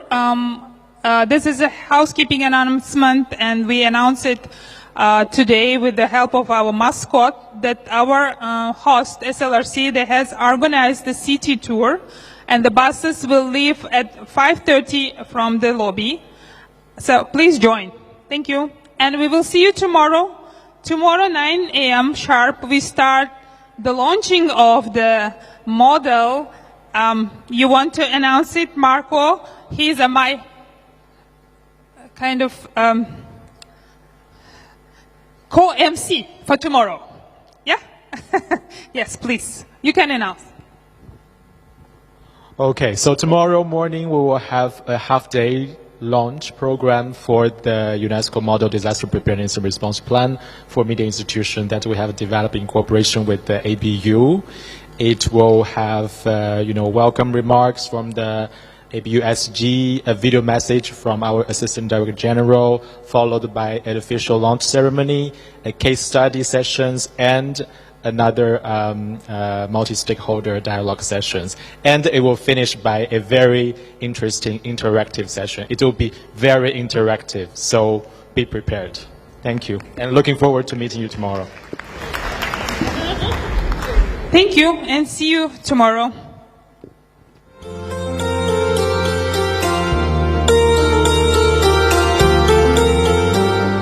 Ladies and gentlemen, distinguished delegates, welcome to Colombo. We are pleased to invite all foreign delegates to join this evening's Colombo City Tour, offering a brief experience of the city's history, culture, and modern development. Colombo, with over 2,500 years of heritage, became the capital after 1815, and today stands as Sri Lanka's economic and cultural hub. Tour schedule. Departure, 5:30 p.m. from the hotel. Arrival, approximately 9:30 p.m. Please contact the help desk and be ready to board the buses. Tour highlights. Lotus Tower premises.